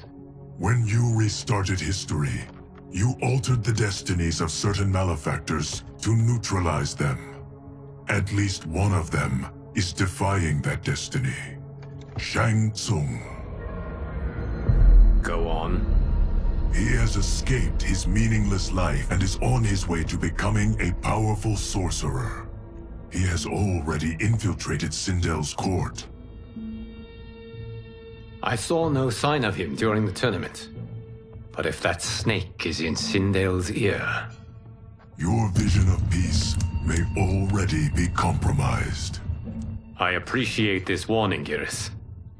I will investigate. Please return to the Hourglass and see what else you can learn. The next day, Kenshi looks at a drawing of Shang Tsung with Johnny and Kung Lao. So we find him in Outworld and bring him here for questioning? Yes. If what I fear has happened, he is a grave threat to the realms. Anything else? Shang Tsung is a master of deceit. Do not trust a word he utters. Sounds a lot like my first agents. It's a tricky mission. I'd rather Raiden go along than this one. Hey! This one is up for the job. This mission must be done quietly.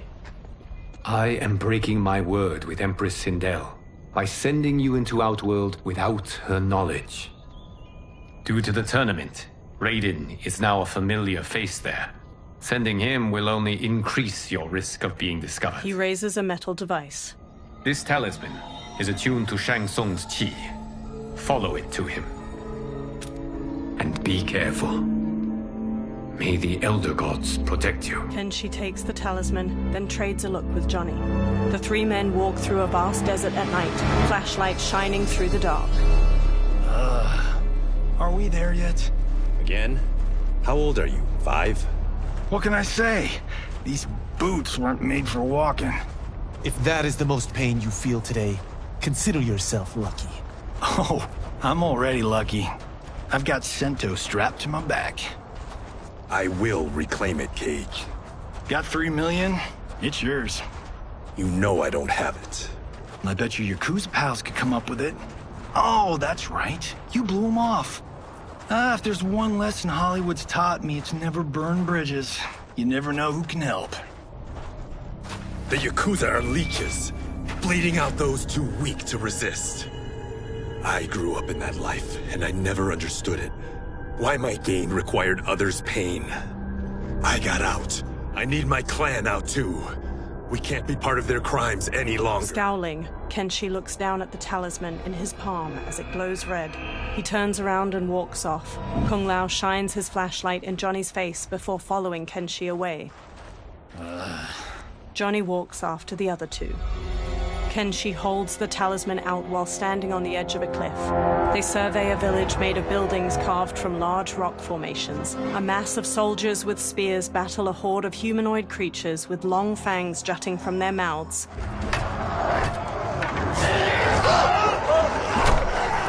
What's your precious say? That Shang Tsung is among those... things.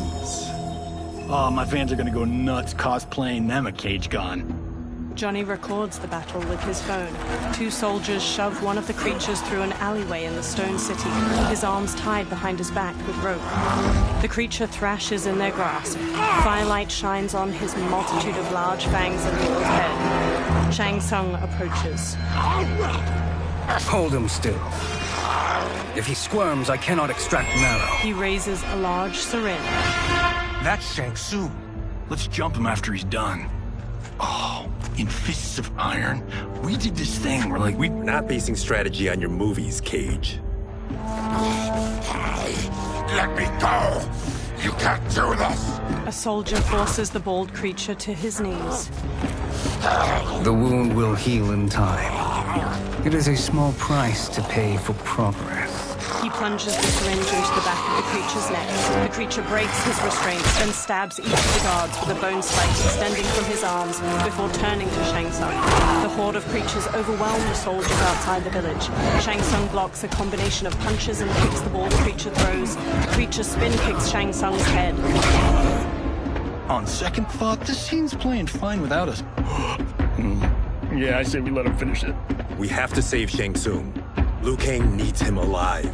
The Earthrealm is bound down large stones leading from the cliff. The bald creature punches Shang Tsung to the ground. Kenshi jumps onto his back just as the bone spikes erupt from his arms. The creature kicks Johnny and Kung Lao away. Shang Tsung scrambles back, then smirks and transforms into a toothy creature. He slips past the horde. How did he do that? The bald creature shoves Kenshi away. Kung Lao and Johnny stand before the horde. I would have killed him but for you. I get why you'd want to, but you can't. You're one of his minions. You'll die in his place. Fight!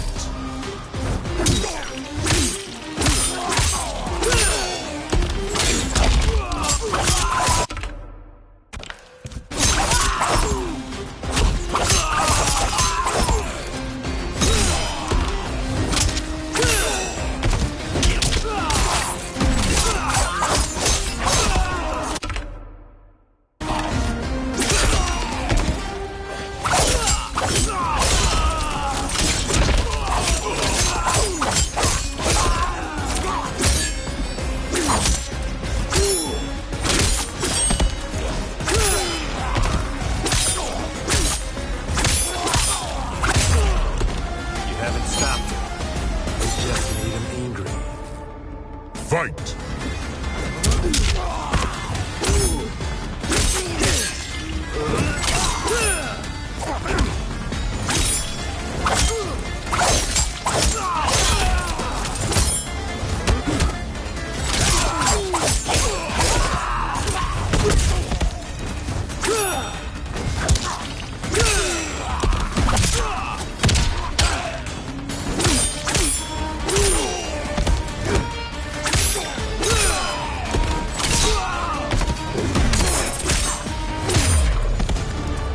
Kenshi sheathes his sword. Now please, let me explain.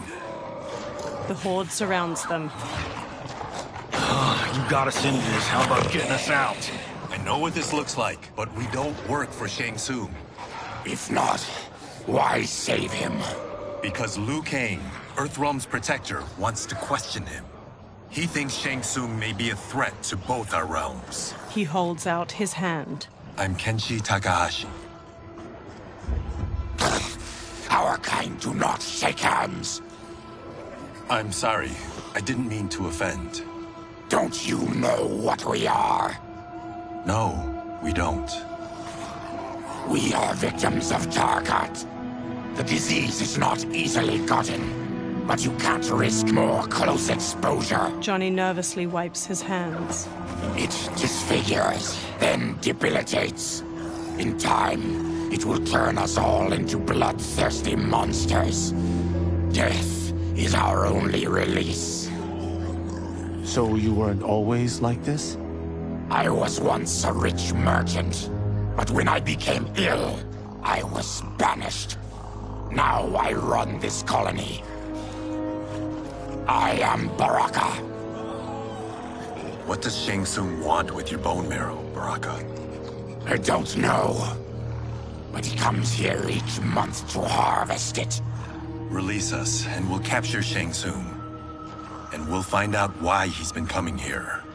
I promise. Baraka looks back at the others.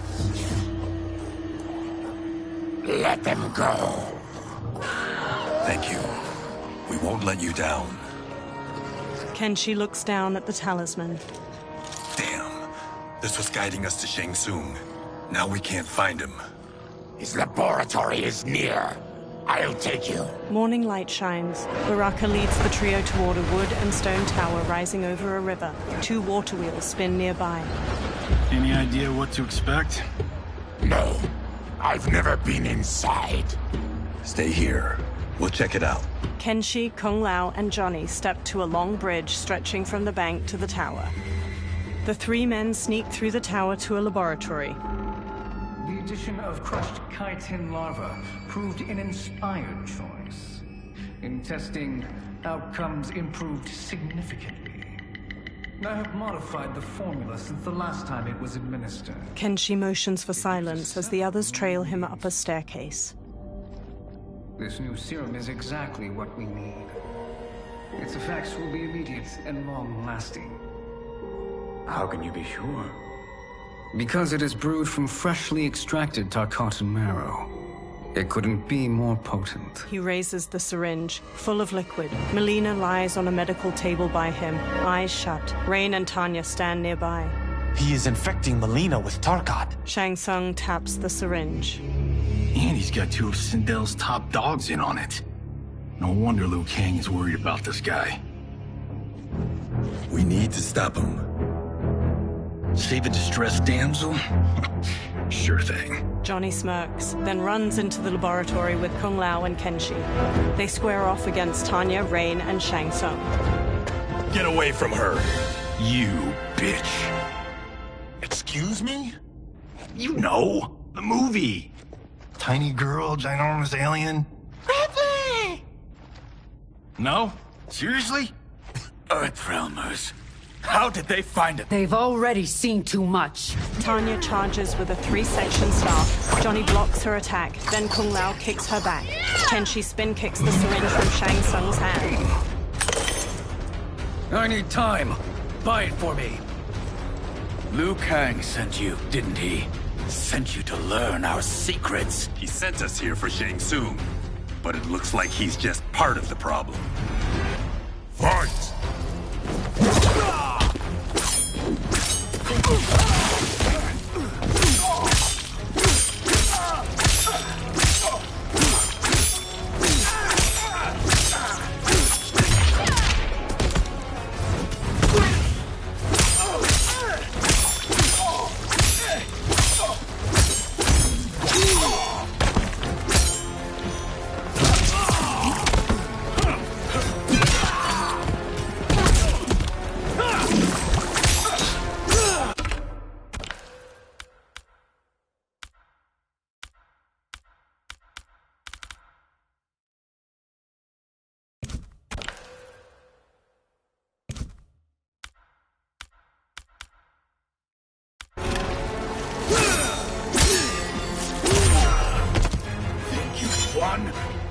We are just getting started. Fight.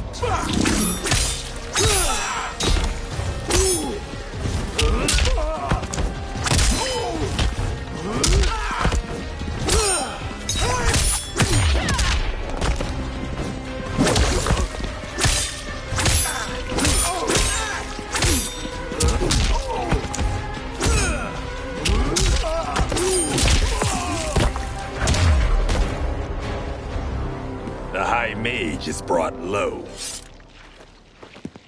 Tanya whirls her 3-section staff around and strikes Kung Lao's face, then jumps and bashes Johnny's head. Then she grabs her from behind. He starts to throw her back, but she rides the momentum and flips away. I thought Umgadi were loyal to the royal house. Yet here you are, scheming against the princess. You trespass in Outworld, interfere in Imperial matters. It is you, not I, who is the schemer here. Fight.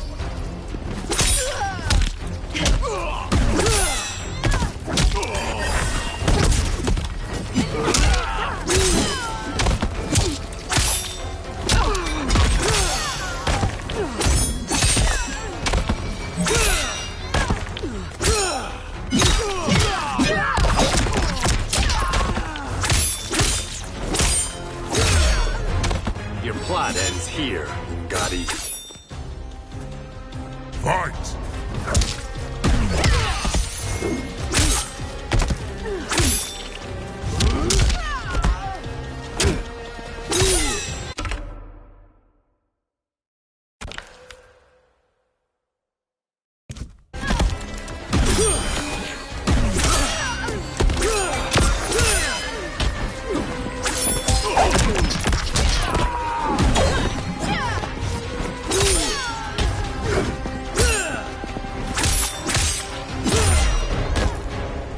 Plot is over.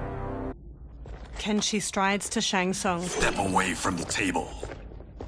This is twice you've been a thorn in my side.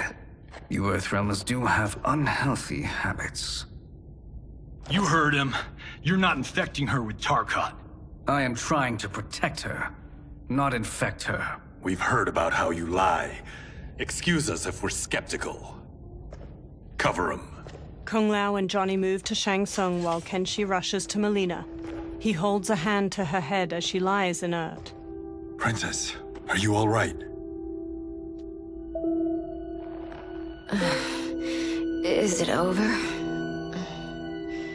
Yes, you're safe. We've stopped Shang Tsung. Stopped him? Why? Mileena starts to violently spasm. Princess! Princess! She hits him. What did you do to her? It's what you've done, fool. Let me help her before it's too late. Kenshi backs away while Melina's teeth transform into fangs. Convulsing, she sits up and turns to Kenshi. Mandibles unfurl from her jaw and a long tongue waggles out. She breaks the metal restraint on her wrist and stands. Now do you believe, Earthrealmers? What do we do? Keep her occupied. I need time to finish more serum. Johnny, a hand? We got pages for this? Or are we winging it? Whatever we do, we can't hurt her. Her? I'm worried about us. Mileena bounds to Johnny and falls at him. Princess, we can help you. Your blood. I smell it. How sweet it will be to lick off my fingers. Fight!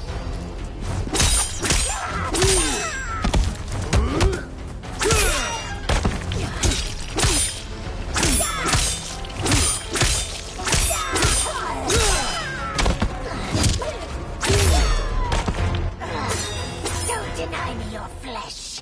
I must fight.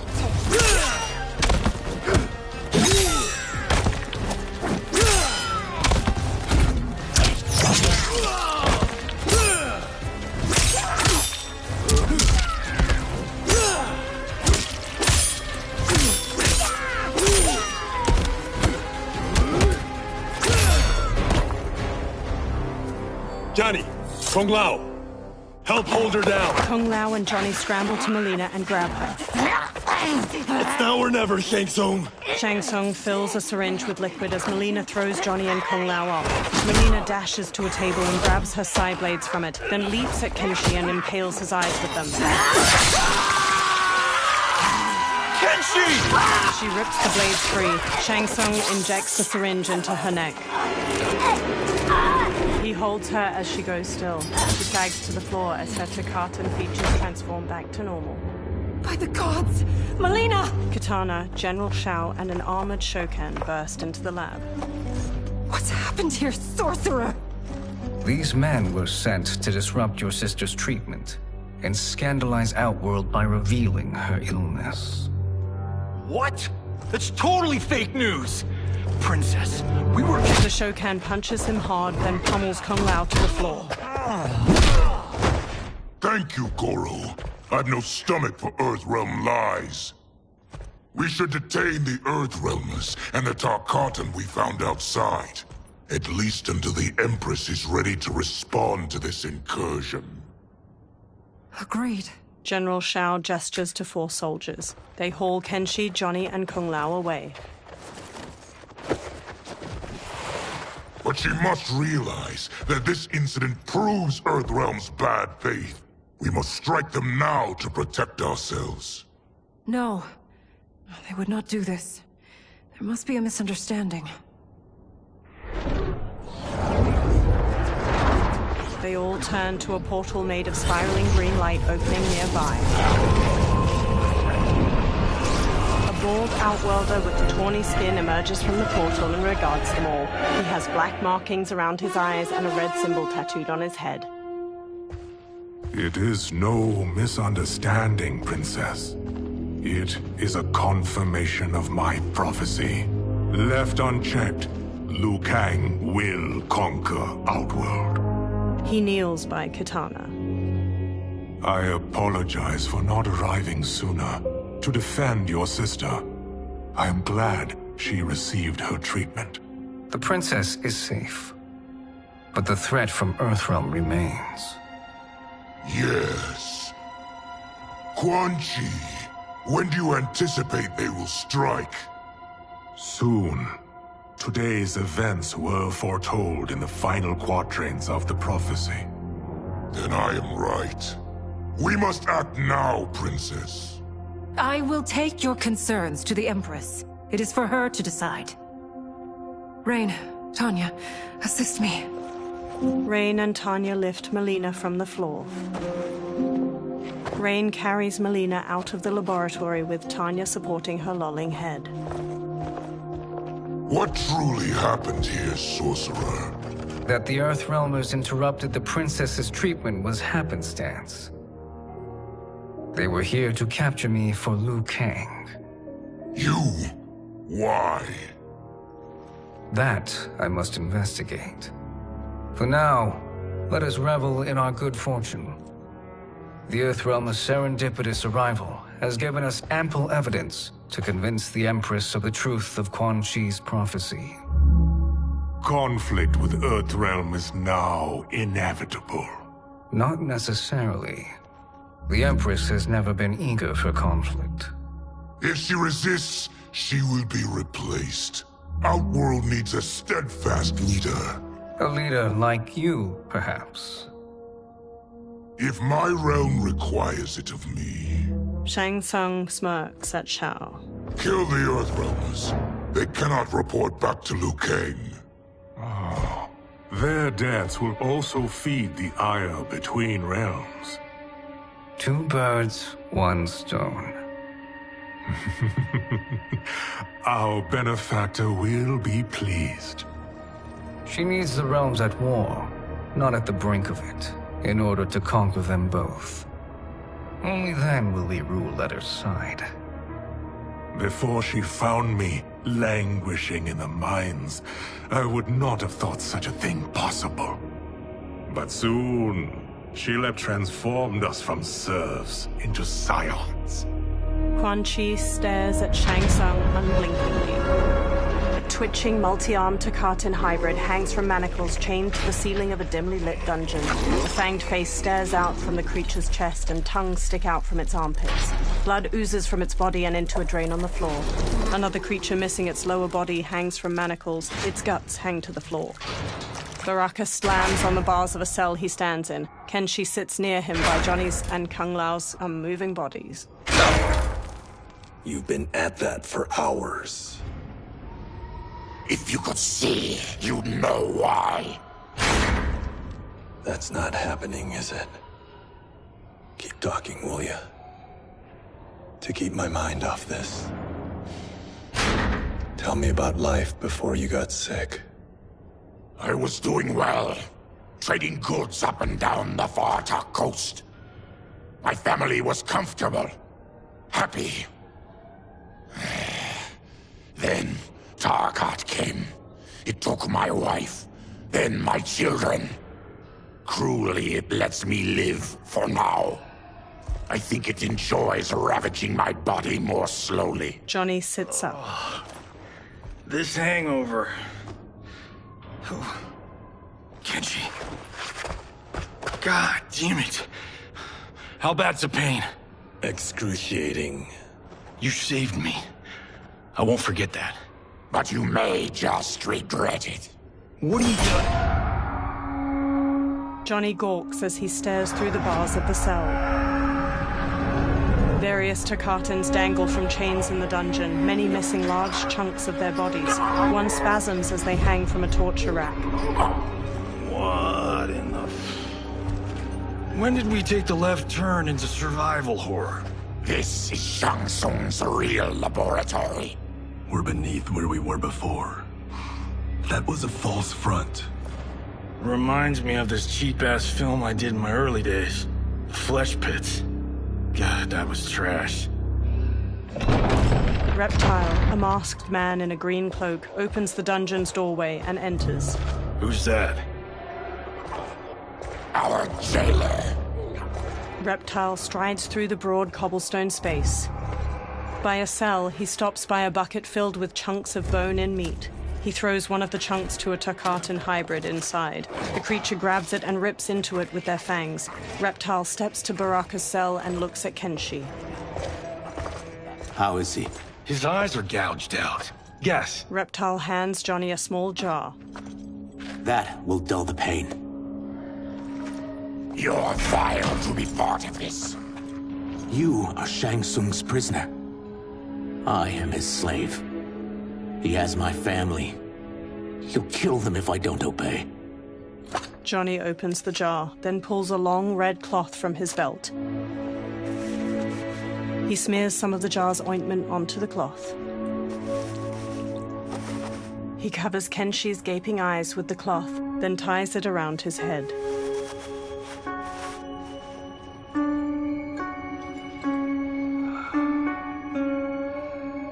Why did he pick you? So he could learn how I shapeshift. He learned that from you? We saw him do that. It was unreal. So how does it work? You just shapeshift into anything you want? I can shift only between this and my natural form. He shapeshifts into a humanoid lizard. Whoa. You're Zaterran. Your race can shapeshift. None can except me. He shapeshifts back as light coalesces near him. It resolves into Shang Tsung. He smirks and steps closer to the cell. Are they ready? It's time. Time for what, sorcerer? Replication experiments. They begin with your vivisection. I'll use your harvested parts to build new creations. The process is fatal, of course. Liu Kang won't let you get away with this. That presumes he will ever learn what happened. But when I am done, there will be no trace left of you. I shall return soon to check progress. I have other matters to which I must attend. He teleports away. You don't have to do this. It's either you or my family. Reptile moves to another cage filled with Tarkatan hybrids. He opens their cell by pulling a chain through a pulley. Put them in the chambers. The warrior's cell door opens as the creatures charge. Johnny jumps, swings from the bars above, and kicks a hybrid down before punching his head. He kicks one hybrid's face before kicking another to the floor. A third rams Johnny into a wall. Kenshi sits in the cell while Kung Lao fights off two of the creatures, and Baraka viciously stabs another's belly before throwing him away. Baraka strides forward, then impales a hybrid with both bone spikes and flings him over his head. He slashes at another as two of the creatures drag Kenshi past him. The hybrids fling Kenshi into a small cage dangling from a chain fixed to the ceiling. Another pair chuck Johnny into a cage next to Kenshi's. Two of the creatures haul Kung Lao to a third cage. He throws one off, then double kicks the second back before pummeling a third with a combination of punches. He turns sharply and sidekicks a fourth into a table holding his razor-rimmed hat. He throws it and the hat flies in an arc, decapitating two hybrids before returning to his hand. He smoothly sets it on his head. Fight.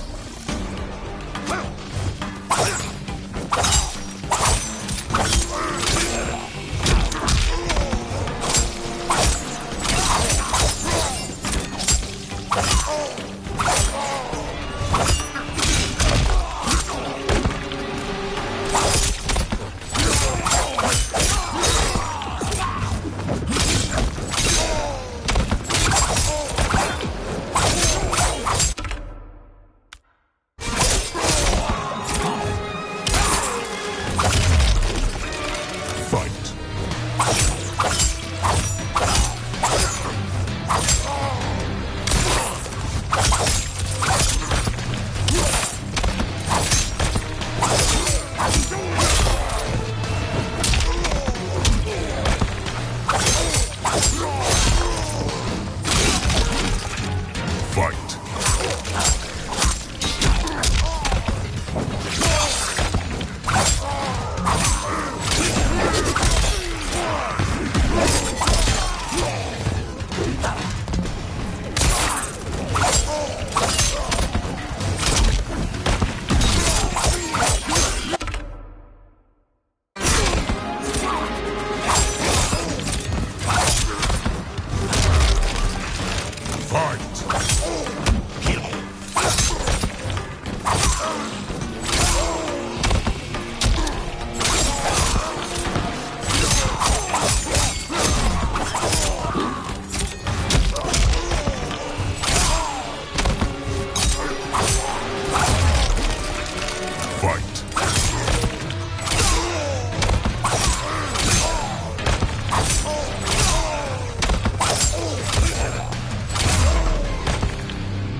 Baraka snarls at a fallen hybrid. There is nothing more foul.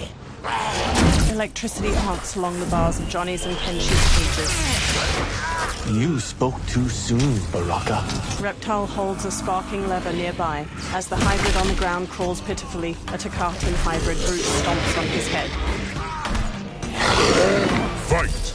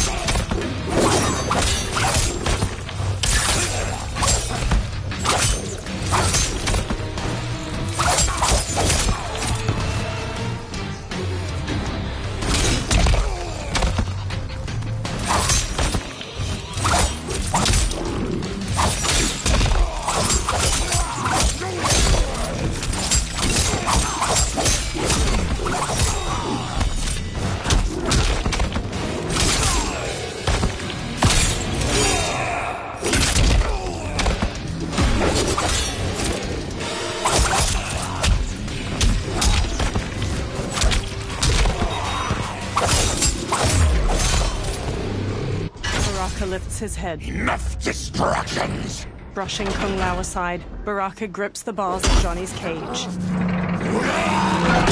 He rips it open, then does the same to Kenshi's.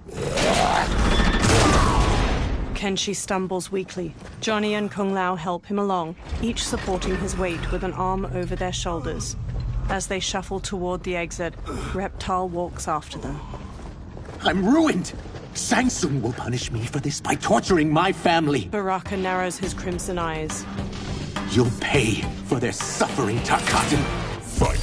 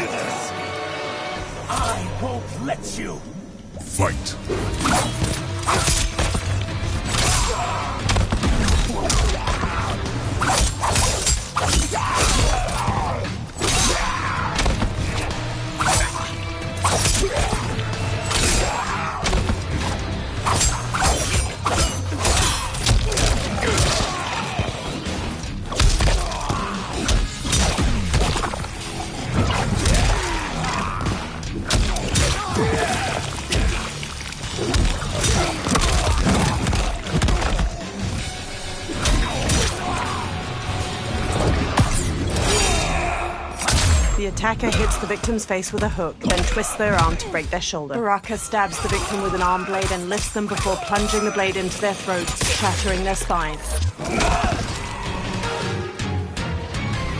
We are leaving. Reptile kneels. Then kill me. If I die, maybe you'll spare my family. No, I won't murder you. It's mercy, not murder.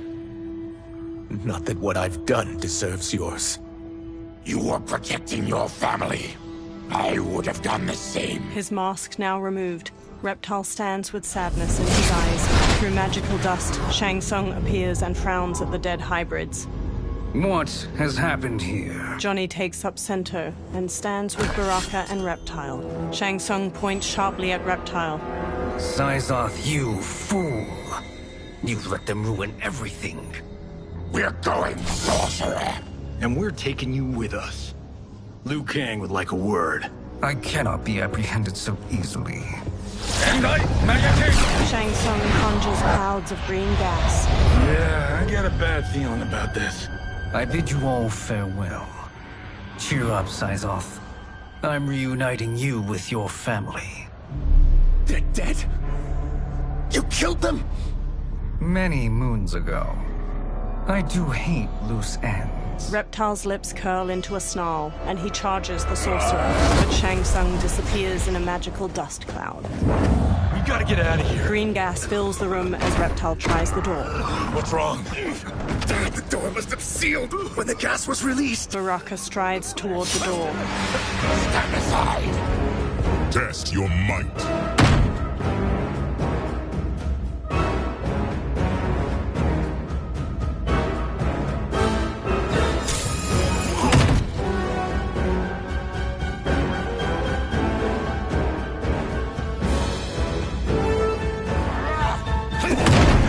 Thick green gas fills the air as Baraka punches the door. Reptile and the Earthrealmers collapse. One by one, they succumb to the gas. Baraka, his fists clenched against the door, is the last to fall.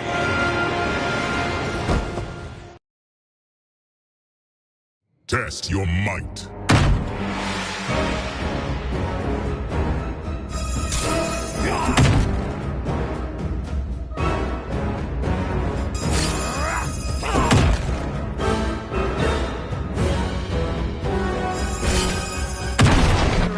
The door open to a hallway. Hurry! Follow me. This way. Johnny and Kung Lao support Kenshi. Leave me. I'll just slow you down. What? Shang Tsung finds you, he'll kill you. Look at me, Cage. I'm useless. Don't risk your lives to save mine. Hey, you are not giving up. The Tyra need you. Remember? We are gonna get back home and figure out how to help you. Got it. Baraka and Reptile march ahead, leading the way out of the laboratory and into a bright, clear day. They make their way into a lush forest. We can't linger. We'll be captured. We need help getting Kenshi to the portal at Sundo. I can take you only to the city's gate. Tarkatans are forbidden inside.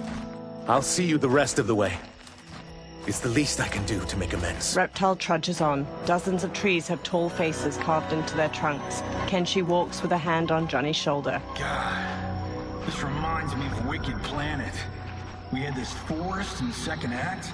The Manticore battle. Yes! It was a pain to shoot, but man, did it come out epic.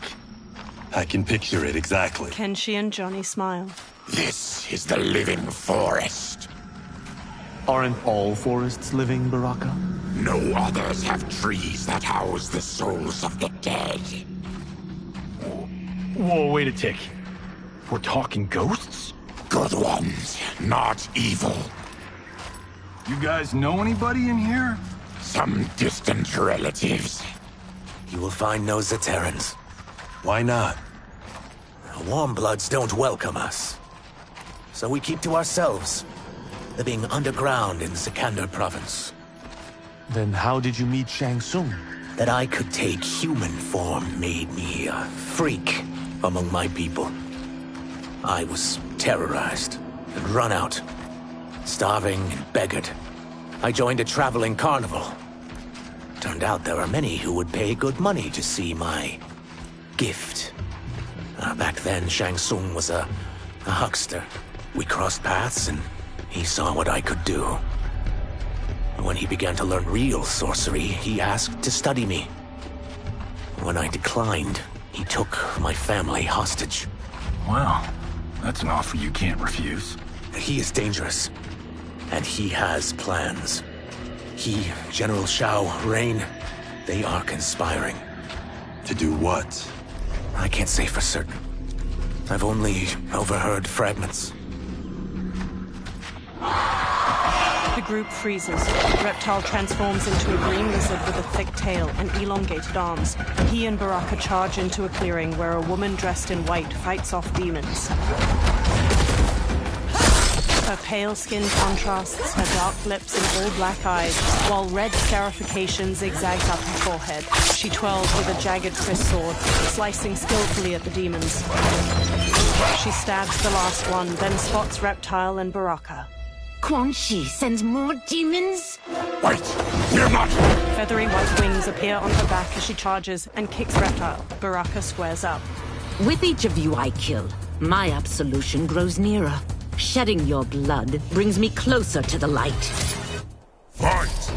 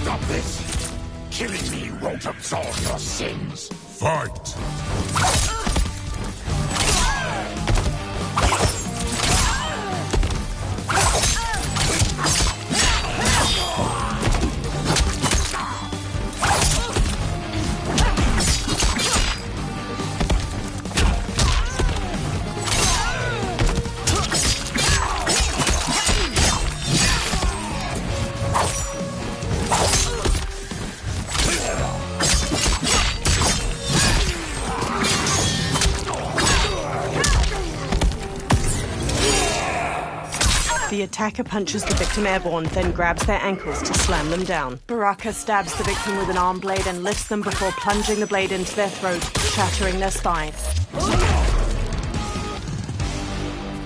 Whoever you are, we are not demons. Eyes narrowed, the woman picks up her sword. If not demons, what are you? He's a Terran. I am a Denian. Or I was before my Tarkat affliction. Outworlders. Apologies.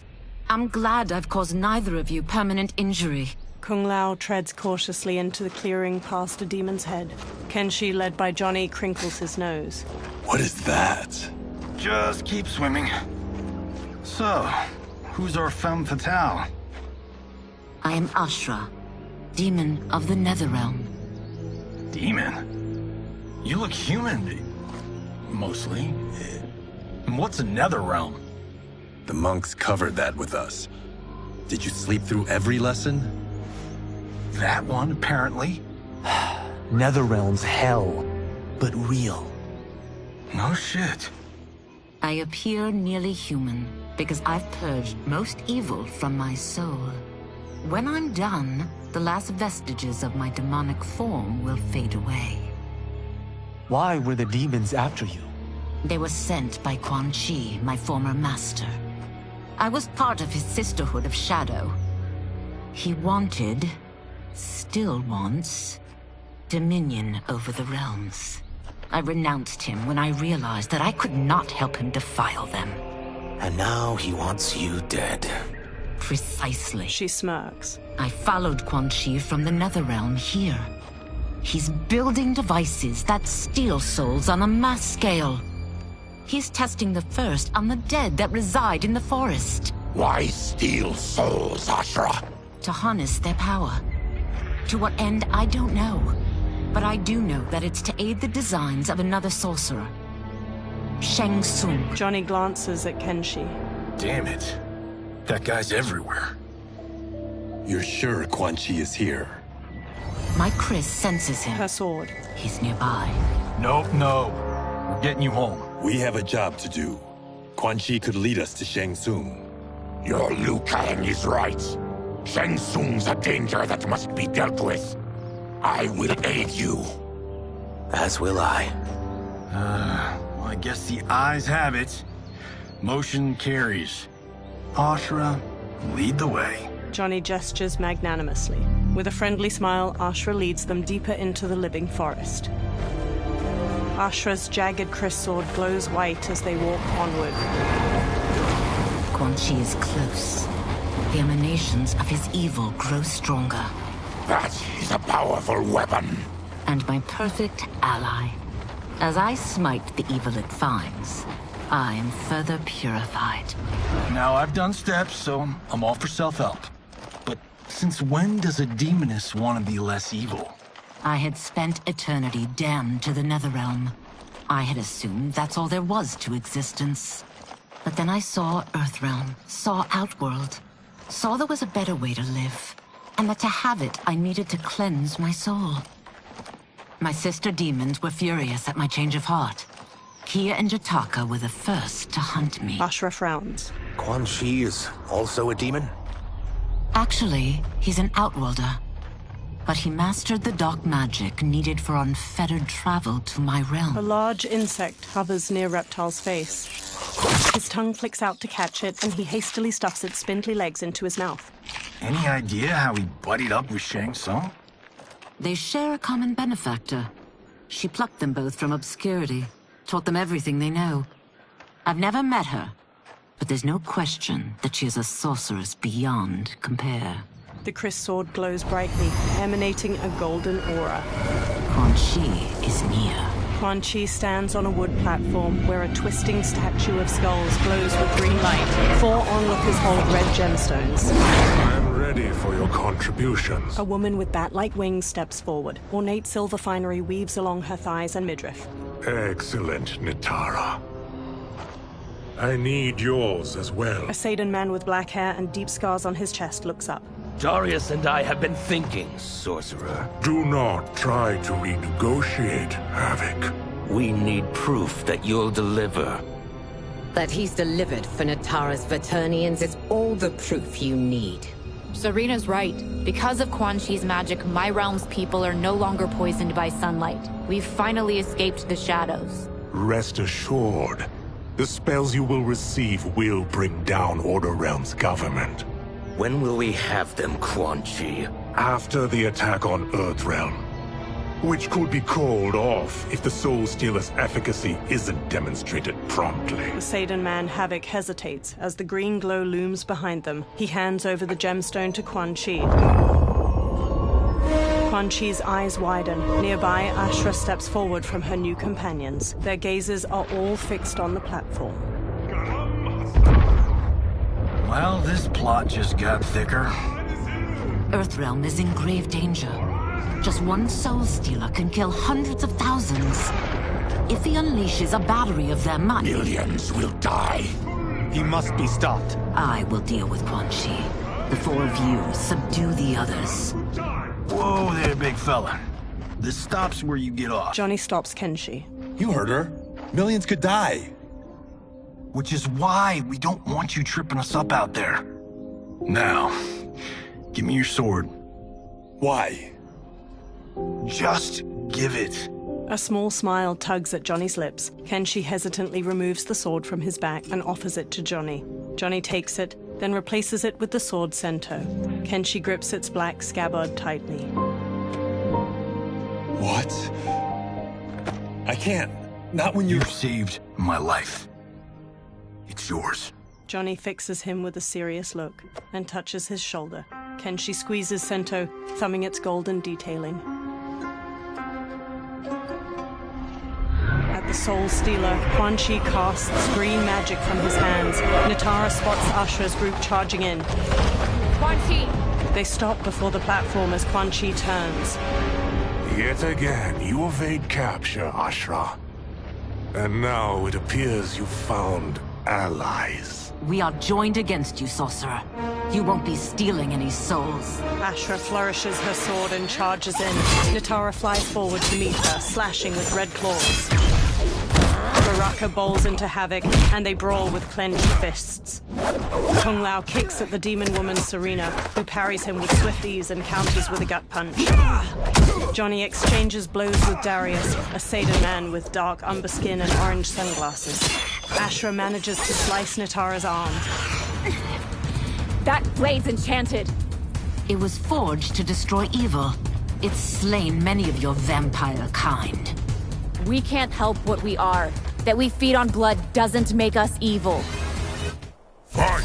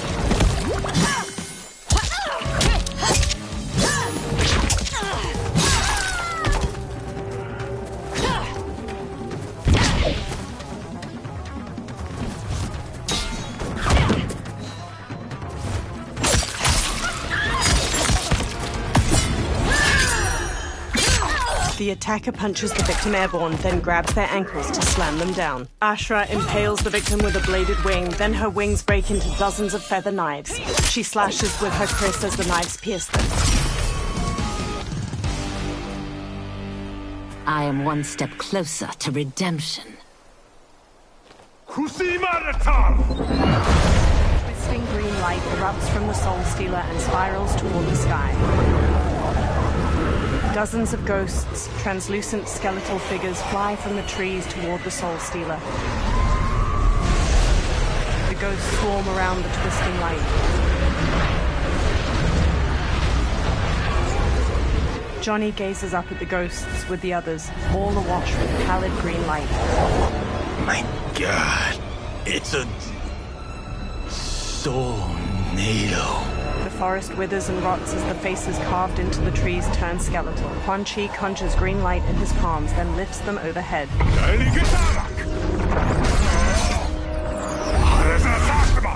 Teeth gritted, Quan Chi thrusts his hands to the Soul Stealer and channels green magic into the Soulnado. Strands of light from the Soulnado coalesce into a humanoid form wearing a red and black cloak over corpse gray skin. The humanoid stretches his jaw open, then collects himself and stares out at everyone with glowing green eyes.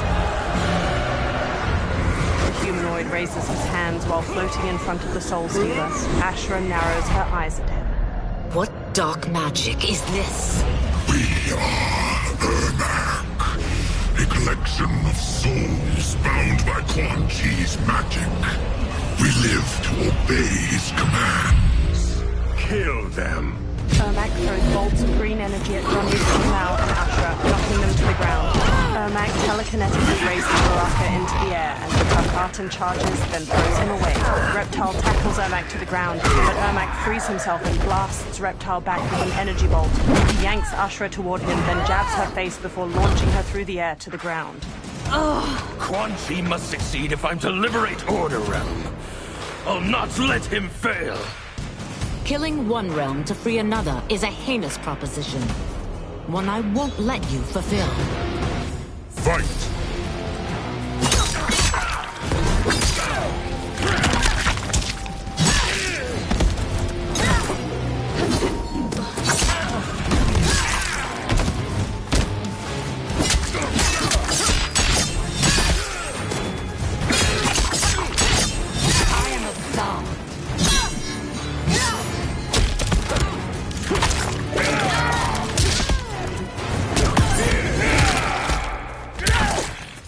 Darius jabs the victim's jaw, then stomps on their knee to shatter their femur and shin. Harvick headbutts the victim to the floor, then pummels them. His own fists break apart into jagged, stabbing bone.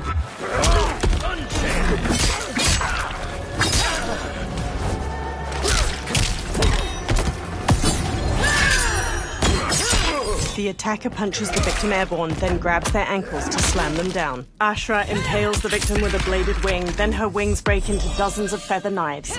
She slashes with her kris as the knives pierce them. That you aid Quan Chi speaks volumes about you. Fight!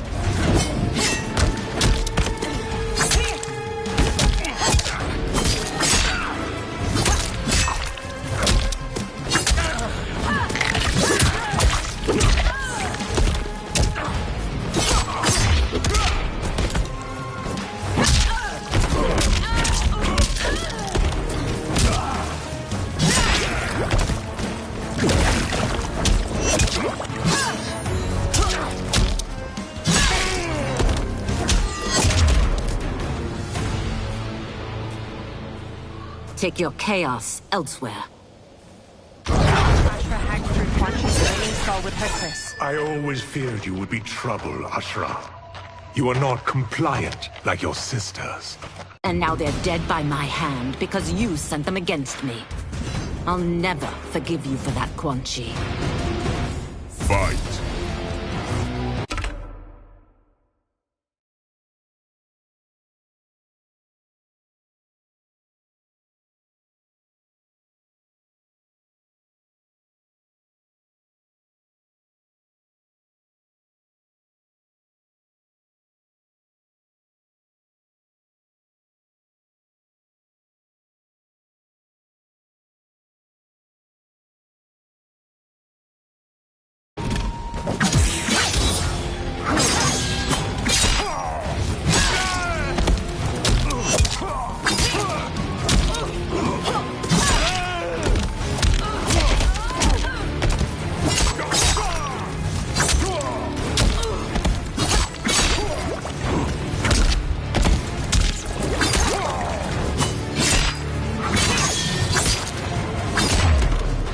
This has been a long time coming, sorcerer.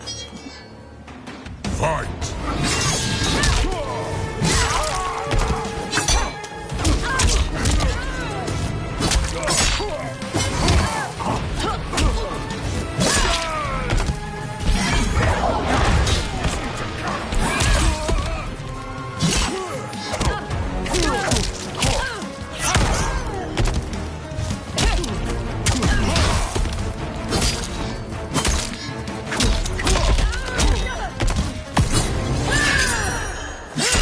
The attacker punches the victim airborne, then grabs their ankles to slam them down. Ashra impales the victim with a bladed wing, then her wings break into dozens of feather knives. She slashes with her kris as the knives pierce them.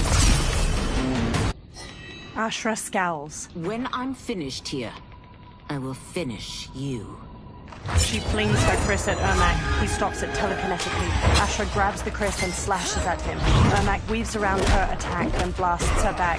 Johnny kicks his head, then Ermac smacks his face, making him stumble away. Ashra spins while slashing at Ermac. He evades her, then slams Reptile into the ground as he charges. He levitates Ashra into the air and hammers her down. She lies inert. Ermac throws a fallen log at Reptile and Baraka, then floats Johnny up and slams him into the dirt. He raises Johnny again and flings him away. Johnny goes still. Kenshi raises Sento, face hard. I can't let them die. He charges Ermac. Ermac launches him away. Sento pierces the ground. Kenshi gradually sits up. He frantically feels around the ground. Dim lighting reflects on Sento's sleek blade. Kenshi Takahashi. What? Who is that? Your ancestors. Come to us. Kenshi crawls to Sento. He clutches the sword's hilt, then lifts it as he stands. In this, your time of need, the terror will not fail. Blue light shines from Kenshi's eyes and bleeds out past his blindfold. He sees Ermac speed through the air to him. He dances around Ermac's punches, then runs Sento through his chest. Blue light flares from Ermac's eyes and mouth and starts to get sucked into the blade. Then he blasts Kenshi away. He tosses rocks at Kenshi, but Sento floats in the air and deflects each of them. Kenshi gently takes the hilt. It siphoned his souls. It now has his power. Ashra runs over. That was unexpected. You're telling me. Shall we finish this? Let's. Ashra and Kenshi face Ermac with the Chris and Sento at the ready. This fight's not over. I'll defeat all of Quan Chi's minions. We are many. You are one. We will destroy you. Fight.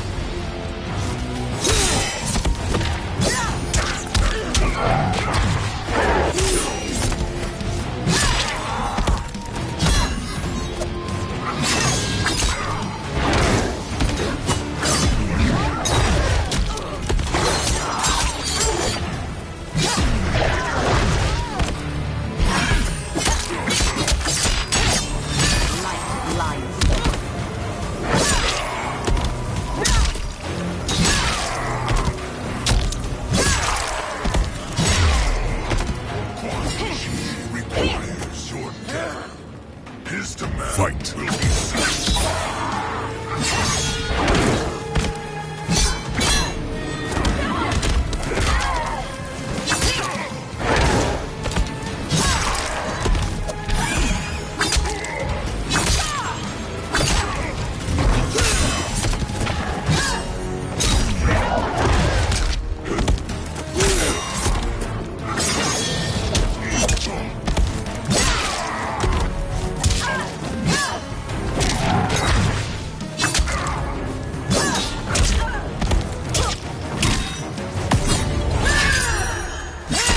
The attacker jabs the victim with 3 strikes, then knocks them away with an elbow to the head. Ashra impales the victim with a bladed wing, then her wings break into dozens of feather knives.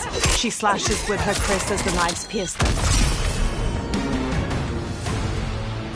Resistance is never pointless. We are many. You are one. We will destroy you. What's wrong with him? Combat must have weakened the magic that binds his souls together. Sindel, I'll find you. Ermac sags to the ground. What was that? Watch him. I'll shut down the Soul Stealer. Ashra dashes to the Soul Stealer. She plunges her Chris into its red gem, making it split. Quan Chi raises a hand to her. The gemstone splits and releases energy that launches Ashra away. The ghosts pour out of the Soul Stealer. One flies to Quan Chi and grabs his head. The ghost sucks blue energy from his face, turning his skin ash white, then vanishes. Quan Chi staggers back before collapsing. Ashra regards Quan Chi's motionless body, then strides to him. Since that didn't kill you, I will. Go, Ashra! He's too dangerous to let live. Liu Kang needs to question him. He knows Shang Tsung's plans. Ashra lowers her Chris. Very well. Well, clearly I underpaid for that. Did you know what it could do? The legends never mentioned mystical powers. The souls of my ancestors live within it. They intend to guide me. Just don't forget who gave it to you, Takahashi. I won't, Cage. Now, let's get him to Earthrealm. They all look at Quan Chi. I know home's here for you, Raga. But size off, Ashra. You can come with if you want. I'm sure Liu Kang will welcome you. I've never had a home. That would be wonderful. Snow falls around the ruins of an immense stone fortress nestled among tall mountains. Sendai! No, Shang Tsung waves his hands around on the top of the fortress and conjures a portal made of fiery light. The benefactor emerges from it. Report, Shang Tsung. The Soul Stealers are under construction. Quan Chi tests the final components as we speak. And the army? Will obey your every command, once it's been fed sufficient souls. I've also conceived a plan to break the Lin Kuei away from Liu Kang. Instead of defending Earthrealm, they will betray it. Excellent. You have learned quickly, Shang Tsung. And well, you will soon reap the bounty of what you've sown. He beams. Moonlight falls over the rooftops of Sundo. Reptile leaps from one roof to another. He looks down at a massive festival of Outworlders in the streets below, each wearing brightly colored clothes. Paper lanterns hang from strings over them. Reptile dashes along the rooftops, following General Shao as he moves through the crowd. Reptile leaps to another rooftop, changing into his lizard form as he goes. He bounds through the air to a different roof. He scurries up to its sloping apex, then shapeshifts back into his human form. Reptile steps across the roof, then stops and looks out at the hundreds of people gathered around a massive two-story wooden building, its sides open and the people inside visible. Long strings of different colored paper lanterns hang over the ground, and a group of performers move a large dragon prop around in a dance. Kitana and Mileena stand on the bottom floor of the massive building, each in full regalia. Tanya and numerous others in lavish clothes stand among them. Kitana smiles and waves to the festival outside. Li Mei steps to General Shao and walks with him. Who are these Earthrealmers we're looking for? You have their descriptions. You can at least tell me why they're here. What they've done. State secrets. Not for your ears. He strides away through the bustling street. Mileena and Kitana smile and wave to the people. Mileena beckons Tanya. Yes, Princess. Fetch us water, please. Tanya smirks. As you wish. Mileena smiles warmly as Tanya leaves. Careful, sister. Entanglements with Ungadi are forbidden. You know their vows. Who told you? No one. I have eyes. As do the snakes at court who would cheer your downfall. The Ungadi's rules are ridiculous. And you can change them when you are Empress. For now, you cannot jeopardize your ascension. Mileena stomps off. Quan Chi sits in an alley behind one of the crowded streets. Johnny puts a big hat on him near Ashra, Kenshi, and Kung Lao. Night-night, sweet Prince of Darkness. They all wear festival costumes. Oh, perfect. You'll fit right in. You couldn't steal a more functional hat. What? It hides your face. And honestly, it suits you. Ashra gives him a questioning look. I still don't know about this. Carrying him around will attract unwanted attention. Look at it out there. It's like Mardi Gras. People will think you just partied too hard. Reptile jumps down to them from a rooftop. What's the word?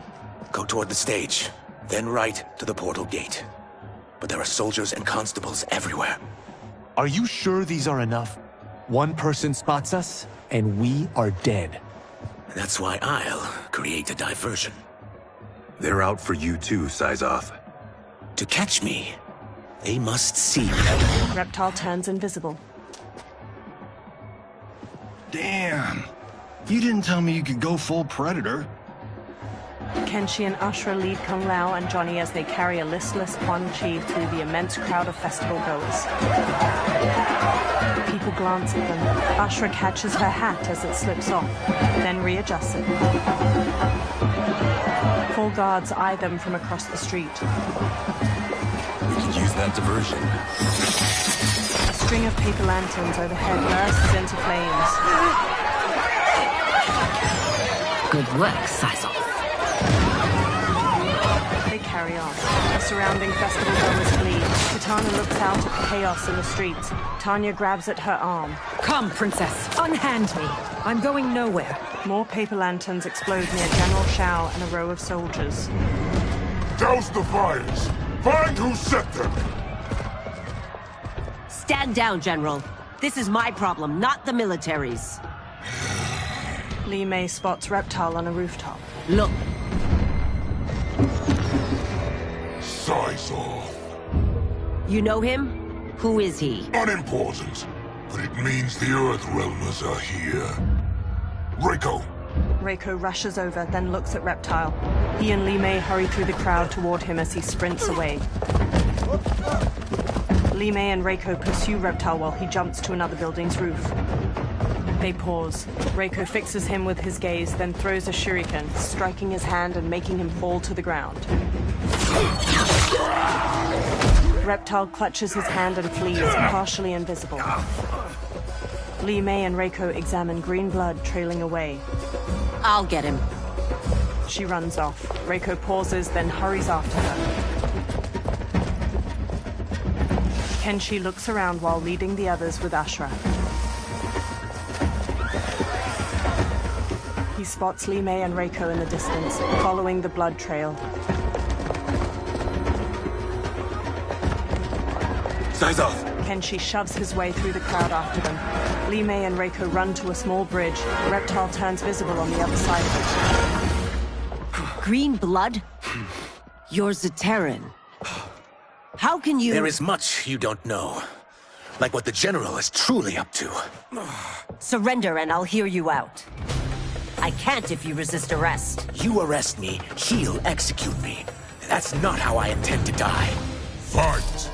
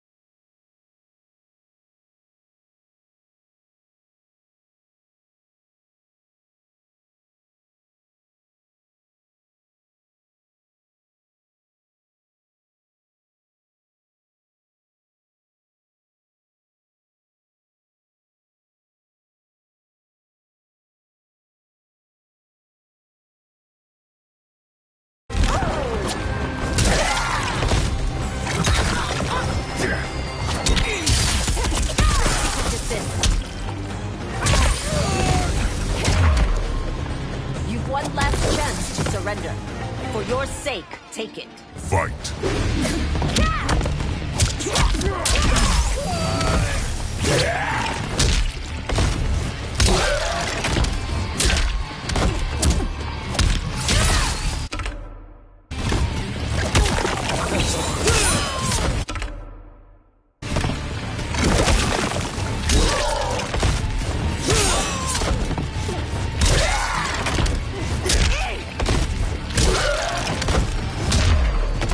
My quarrel's not with you. Let me pass. Fight!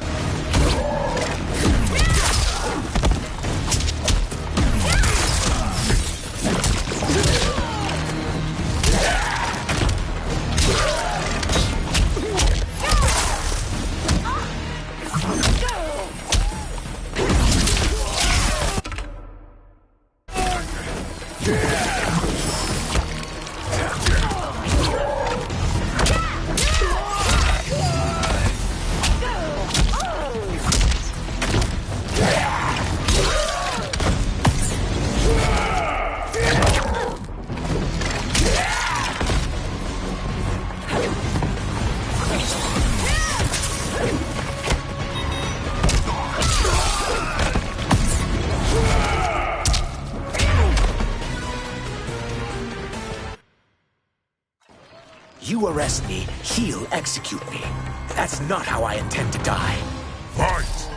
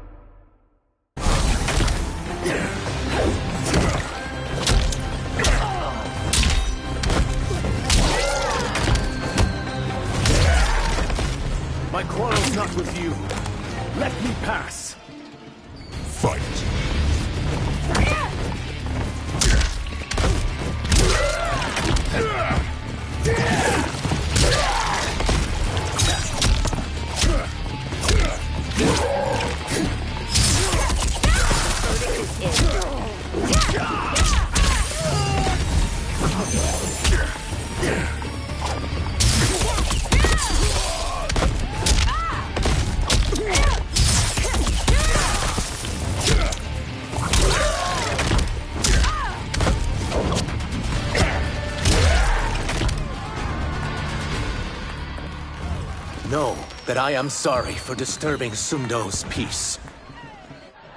Kitana glowers. Ludicrous. Princess, no! You could be hurt! Kitana unfurls 2 fan blades and charges Reptile. He dances around her attacks, then punches at her. She dodges just as Tanya strikes at him with her 3/4 staff. He counters her swings, then takes her away. Insurrection from a Zaterran? This is a day I never thought I'd see. You misread my intentions, Princess. Sadly, I've no time to explain them. Fight.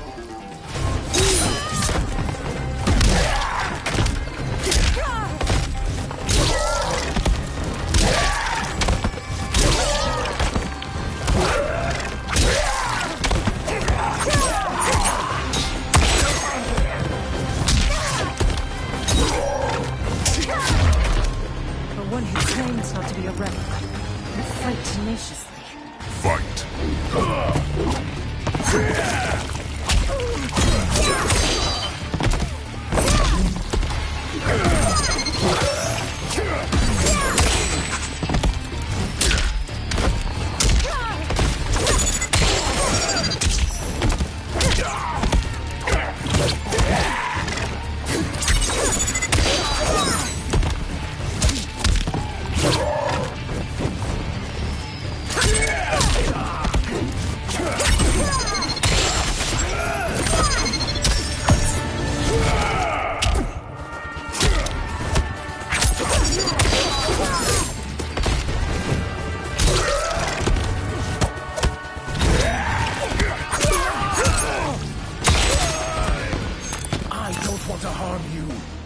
You're leaving me little choice. Fight.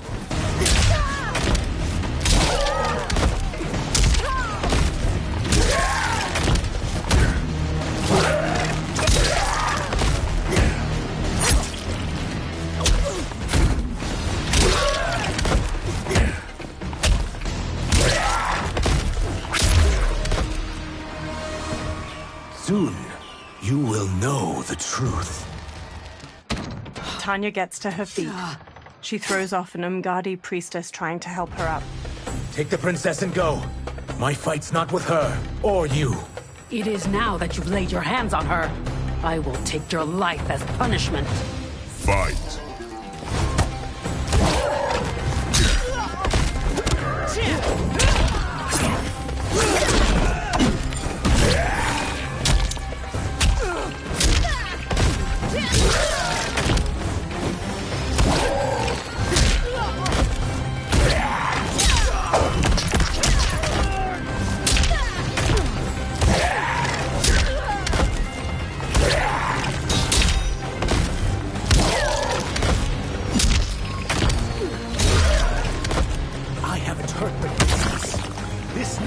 Continue.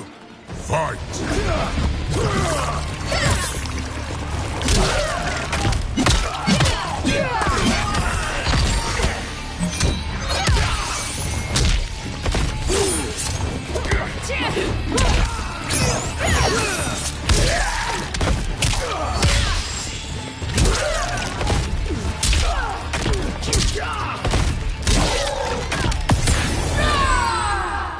The attacker jabs the victim with 3 strikes, then knocks them away with an elbow to the head. Tanya bolts forward, leaving her staff lodged in the ground. She leaps to kick the victim's face through the staff. The attacker jabs the victim with 3 strikes, then knocks them away with an elbow to the head. Reptile's tail ensnares his victim to ragdoll them around. He then crushes their chest in his maw.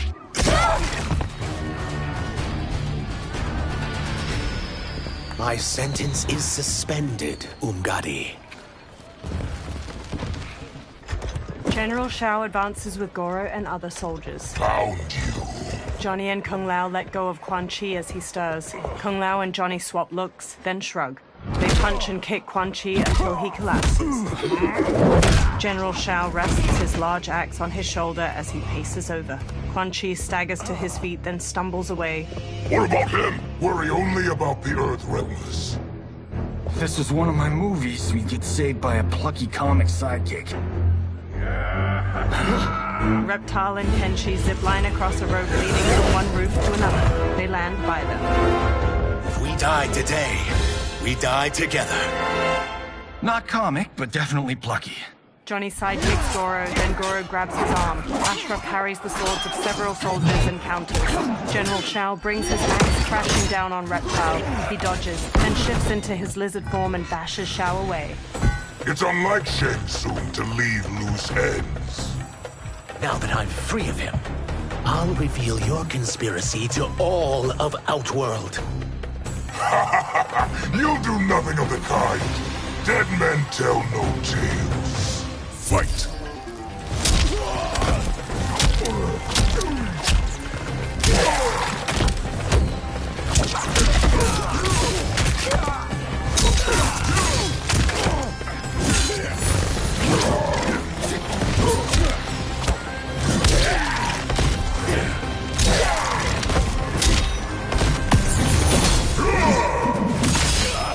Goro wallops the victim in the face, then pulls both arms apart to rip them out of their sockets. He headbutts the victim. General Shao's axe bashes the victim into the air. He leaps and slams the axe to cleave their ribs apart, then dives to stomp them. Be exterminated! The attacker jabs the victim with 3 strikes, then knocks them away with an elbow to the head. Reptile's tail ensnares his victim to ragdoll them around. He then crushes their chest in his maw. Grit than expected. It will make your defeat that much more sad.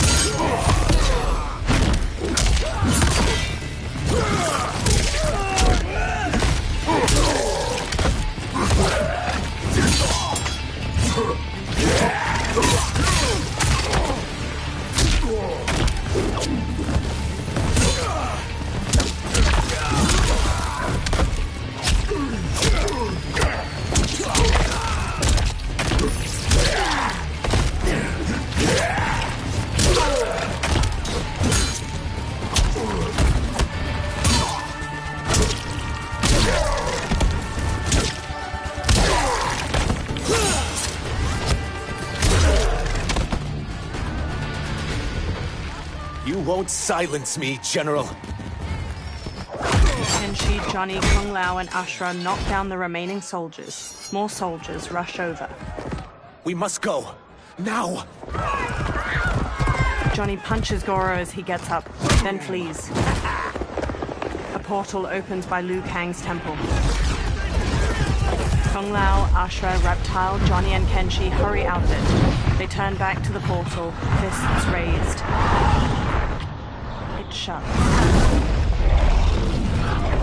Liu Kang approaches from behind. Johnny, Kenshi, Kung Lao, you have safely returned. He looks at Kenshi. By the Elder Gods. We had a run-in with Princess Melina's inner demons. She took my sight, but Sento, in its own way, restored it. I am glad that Sento bonded with you. Though my hope was that the means would be different this time. This time? Forgive me, Kenshi. I misspoke. Go. The monks will tend to your wounds. We found Shang Tsung, but he got away. I can see why you're twitchy about him. He's neck deep in some serious shit. Rest. Eat. Then we will discuss. Can I also get a martini? Shaken, not stirred? Liu Kang smiles. I'm sorry. Meet the newest members of the Earthrealm players. We wouldn't have made it back without them. Astra and Syzoth. You know us? As Earthrealm's protector, there is much I know. Do you also know of my former master, Quan Chi? He colludes with Shang Tsung. A new deadly alliance? Come, all of you. You must tell me all you know. Liu Kang leads Reptile and Ashra away. Johnny stands alone. He bows his head. Well, so much for that martini. He walks after them. Liu Kang and Geras pace around Liu Kang's brazier in the ornate wooden room. Shang Tsung and Quan Chi again conspire against Earthrealm? What Johnny and Kenshi report should not be possible. You witnessed how I rewrote history. I gave the sorcerers meaningless lives. They should have never gained power, let alone joined forces. And your work was flawless. Such would their lives have been, had someone not interfered. Interfered? What do you mean? Geras conjures images of the benefactor with both Quan Chi and Shang Tsung. Liu Kang examines the images. Both sorcerers were visited by this person. It is her intervention that bent the arcs of their lives. Who is she? Unknown. Her identity has been obscured from the hourglass. Who could have that power? Is it Kronika? Somehow resurrected? Impossible. Titans once destroyed cannot be revived. That someone else must have survived the previous timeline. Someone with a vendetta against me. It is the only plausible theory.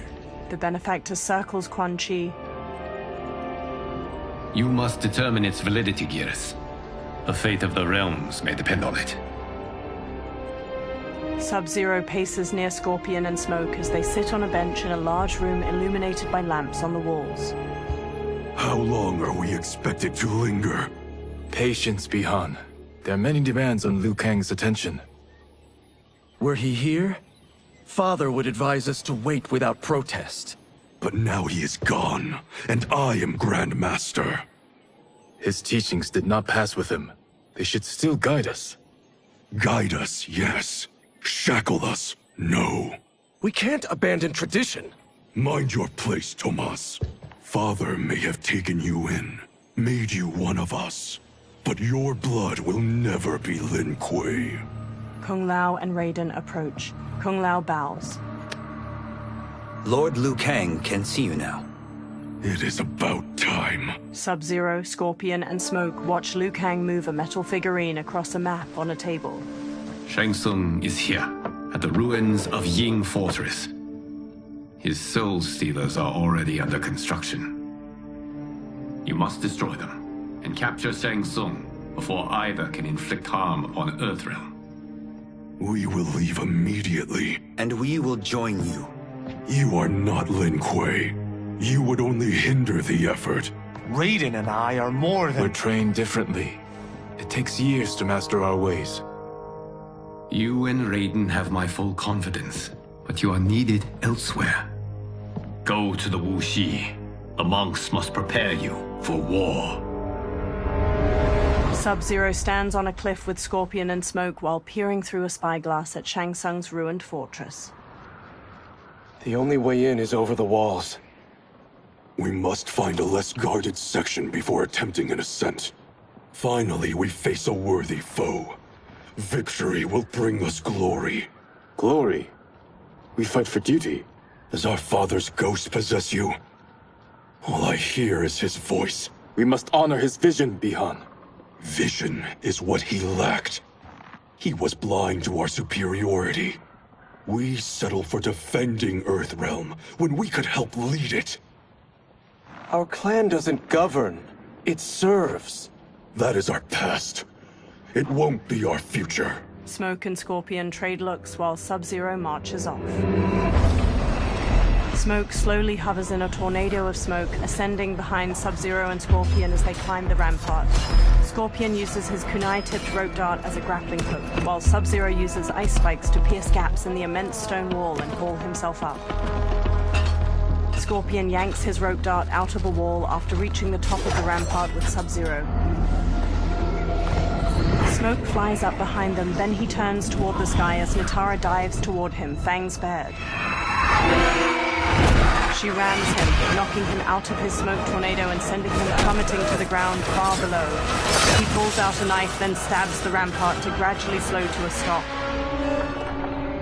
Sub-Zero and Scorpion step to the rampart's edge and bump a stone over towards Smoke.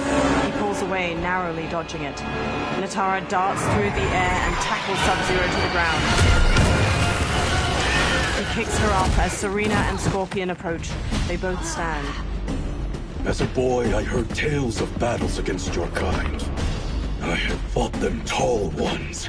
All Earthrealmers will soon know of Eternus. My realm starves, and it's coming here to feed. Fight!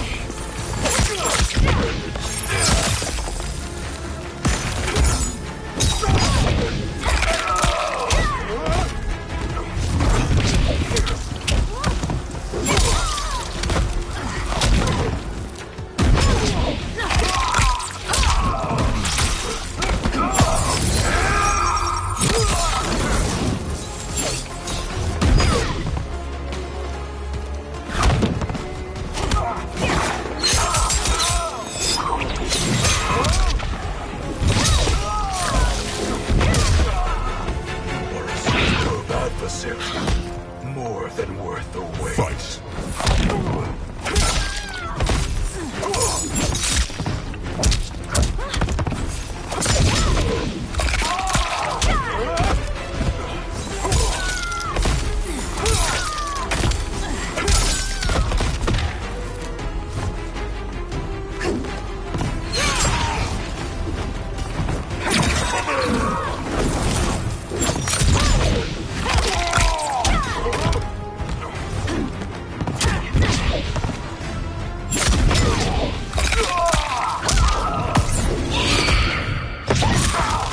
Serena punches the victim airborne, then yanks them back with her tail to punch through their abdomen. Nitara kicks her victim upward, then stabs her claws through their neck before slamming across the floor.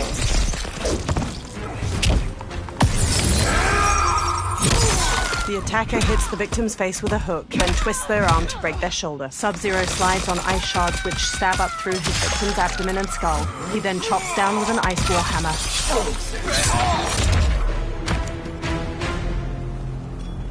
You will end this day hungry.